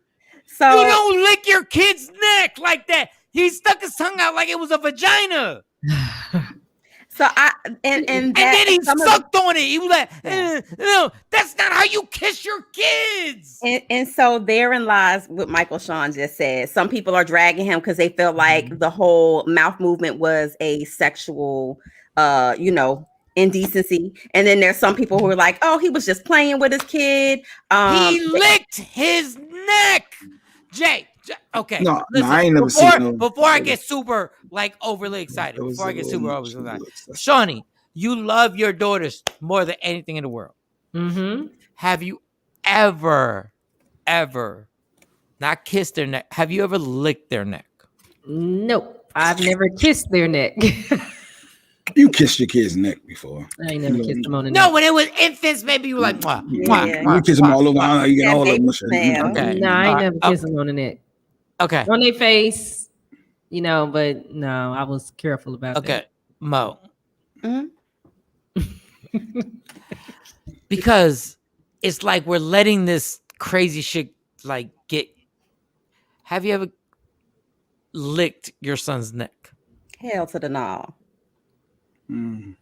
Jay Black, any of your daughters, your son, have you ever licked the word lick their neck? Let me think about this. Nah, never licked with a passion mark. Okay, never. can you play that clip once again? Because I'm just trying. Look. That Negro went for the passion mark. That was out. It's the who licks their neck? Oh, you died. It's the waving the tongue for me. Like I'm not saying that he meant he's definitely a weirdo, but I'm not saying that he meant anything sexual by it. But I think it was definitely weird as hell for him to wiggle his tongue like that, kissing on the baby neck and sucking. It was a hard suck too. It wasn't just a lick. It was the hard passion mark. I'm gonna leave this bruise right here. You mine. I'm claiming you right now. I need everybody to know you off limits. Well, he's taken to social media and come back and basically said, I apologize. I didn't want anything. You deserve to get punched in the goddamn face. Somebody should punch you in your motherfucking face for being that dumb to be like, I'm gonna lick my kid on the neck. Like, are you kidding me right now, dog? Are you dudes such assholes and been like, what are y'all doing right now? What type of men are you? What type of men are you that you're licking a kid on the goddamn neck? How many vaginas have raised you that you have nobody around you that you think that shit is cute to lick a kid on the neck? You should get beat the fuck up. Wow. I think who was taping and where's the mom? Dude, and somebody taped it. Somebody taped it. He stuck his tongue out like he was licking a clit. Yeah. Venus flytrap. So what he did say in his apology is basically his solution. He didn't say he wasn't going to do it again. He just basically said, you know what? I rarely post private stuff on here, and I won't be posting anything about my family and my friends anymore. Breathe, Mike. Mark said, breathe, Mike. Breathe. Yeah, I don't want you to blow it up. TP said it was nasty, disturbing. That licking and biting and sucking. Yes. Mike is right. That was nasty and sick. That's his child. Don't Even if it wasn't done with malice or intent to be sexual, it was weird and nasty at best. I'm disappointed in myself because I did that whole story on how Shawnee kept her calm, cool, and composure. And you just I did the exact opposite. It was pent up because you've been doing pretty good, Mike. You've been doing pretty good. Whenever I do allegedly, you've been like, okay, all right. Oh, he's dumb as hell. He dumb as fuck. But okay, cool. Like you've been very even toned. But that just took it over the top. But I mean, I don't know. I mean, it's his son. He's a baby. He ain't. But ladies, do you see if you play that clip again? This motherfucker arched the tongue. Like you did the snake. You did the snake. That was like a. What? That was like a. Yeah, he did the French kiss snake. And let me lead his passion out on this baby. What? Dog, I swear to God. Like, I swear on everything, dog. That is some fucking pedophile shit. Like, you do not do that to your kid. You do not. Please play that clip again. Please play that clip again. I'm scared to play it again. The snake tongue passion. Who licks their kid like? And the kid is pulling. The kid is pushing him off. That's sucking too hard hurts. It stings. Whoa, what's this? What's going on here? I'm too young to have one of these. Where's mom? I want my mom. What the white people call them hickeys. I can't have a hickey. Dog, there is no way in the world a parent is supposed to put dog. We are living in some crazy times, Don said. Well, speaking of crazy times, Don, R. Kelly is begging and pleading with the judge right now to not include those boys that they're adding to the charges. And add that on right now. Right. Segue. Hold on. Don't add. R. Kelly saying, don't add this video. Play that video again. Don't add this video. Don't add that shit. Don't add that nastiness. Judge, don't add that shit right there. You disgust. What's this rapper's name again? His name is 42 Doug. You fucking disgusting motherfucker. Play it again. R. Kelly don't want this played. This nigga. Yeah, right, Mark. We can't keep playing. The mic gonna pass out. We keep playing that clip. How old is the baby? So he's 3. Oh, that's a big boy. Oh, he's a big boy. He's not 3. A baby. He's still breastfeeding, Mike. He good. He's good. He's got 2 more years on a breastfeeding certificate. Yeah. Well, the judge is bypassing, but R. Kelly is begging. He wants because he said that if he includes R. Kelly never licked a Leah like that. R. Kelly, play it again. R. Kelly never licked a Leah like this. He never did it. Oh my God. They had to blur the kid. Well, apparently allegedly he licked the 2 boys like that because the judge is making this stick. And he's saying that, they're going to be added. They're going to be added to this case. But R. Kelly is trying to fight it because he's saying the jury is homophobic. So it's going to create a level of biasness against him. And so he's really trying to push the judge buttons by, petitioning the court to exclude this case from his current legal woes. And speaking of legal woes, Michael Shawn, Kim K, she's getting sued. So, every time she goes through a life change, she changes her brand. When she got married to Kanye, she changed her beauty line to KKW to represent, Kim Kardashian West. And now that they're getting a divorce, she wants to change and rebrand. She posted on her website that basically, hey, this is the last of the kit and caboodle. So you guys, I'm having an all-out blowout sale and we're going to shut down and we're going to regroup and come out with a new brand. Can't wait to see you guys, right? We can't live without that kit and caboodle. Oh, hold on. Let me call Stacy right now. Hey, babe, ain't no more kit and caboodle. So, she has, of course, Kim is always giving us teasers. She posted that her new brand is going to be called Skin. Well, lo and behold, there's already somebody out there who has had this brand for 3 years. I'm like, why didn't her team do a research? Like, where is her marketing research on this? They had already filed for a a patent, everything, branding, copyright on this way before Kim Kardashian did.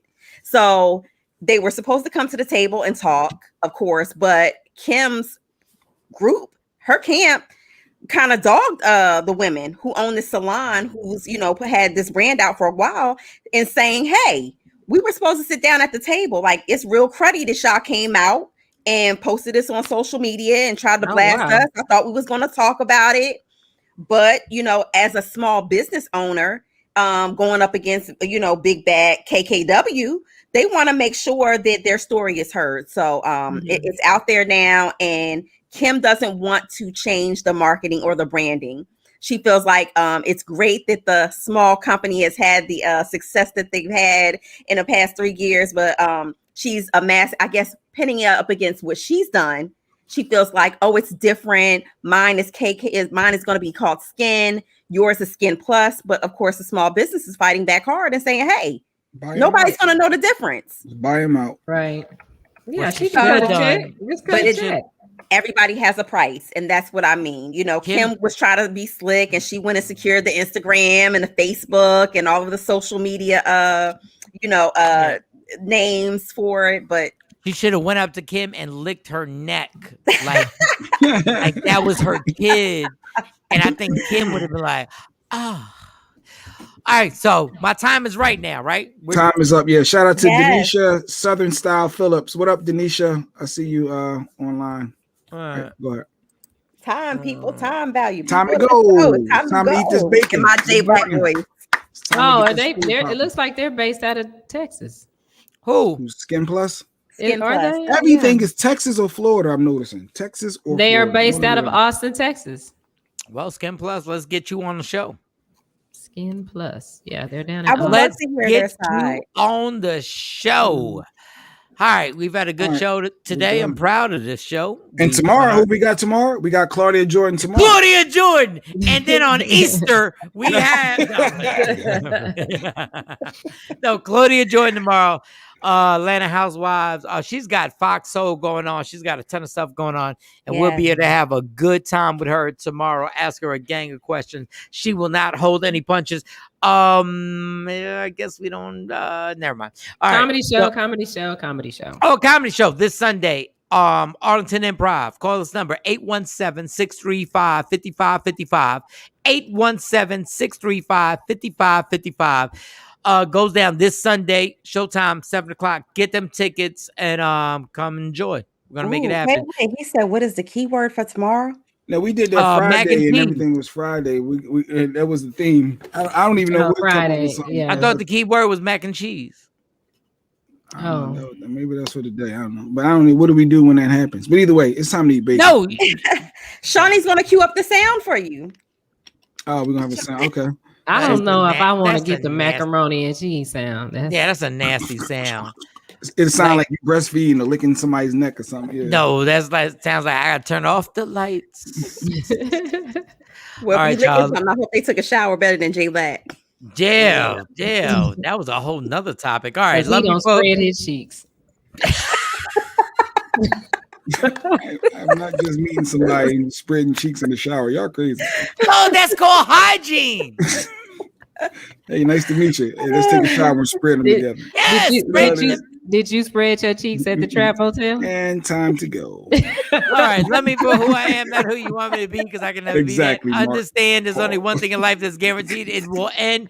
And don't let anybody steal your happiness. It belongs to you. Fight for it. It's Michael, Shawn, and the Takeover Legends. Yeah. Michael, Shawn, and the Takeover Legends, where nothing's off limits. Free Asian Radio.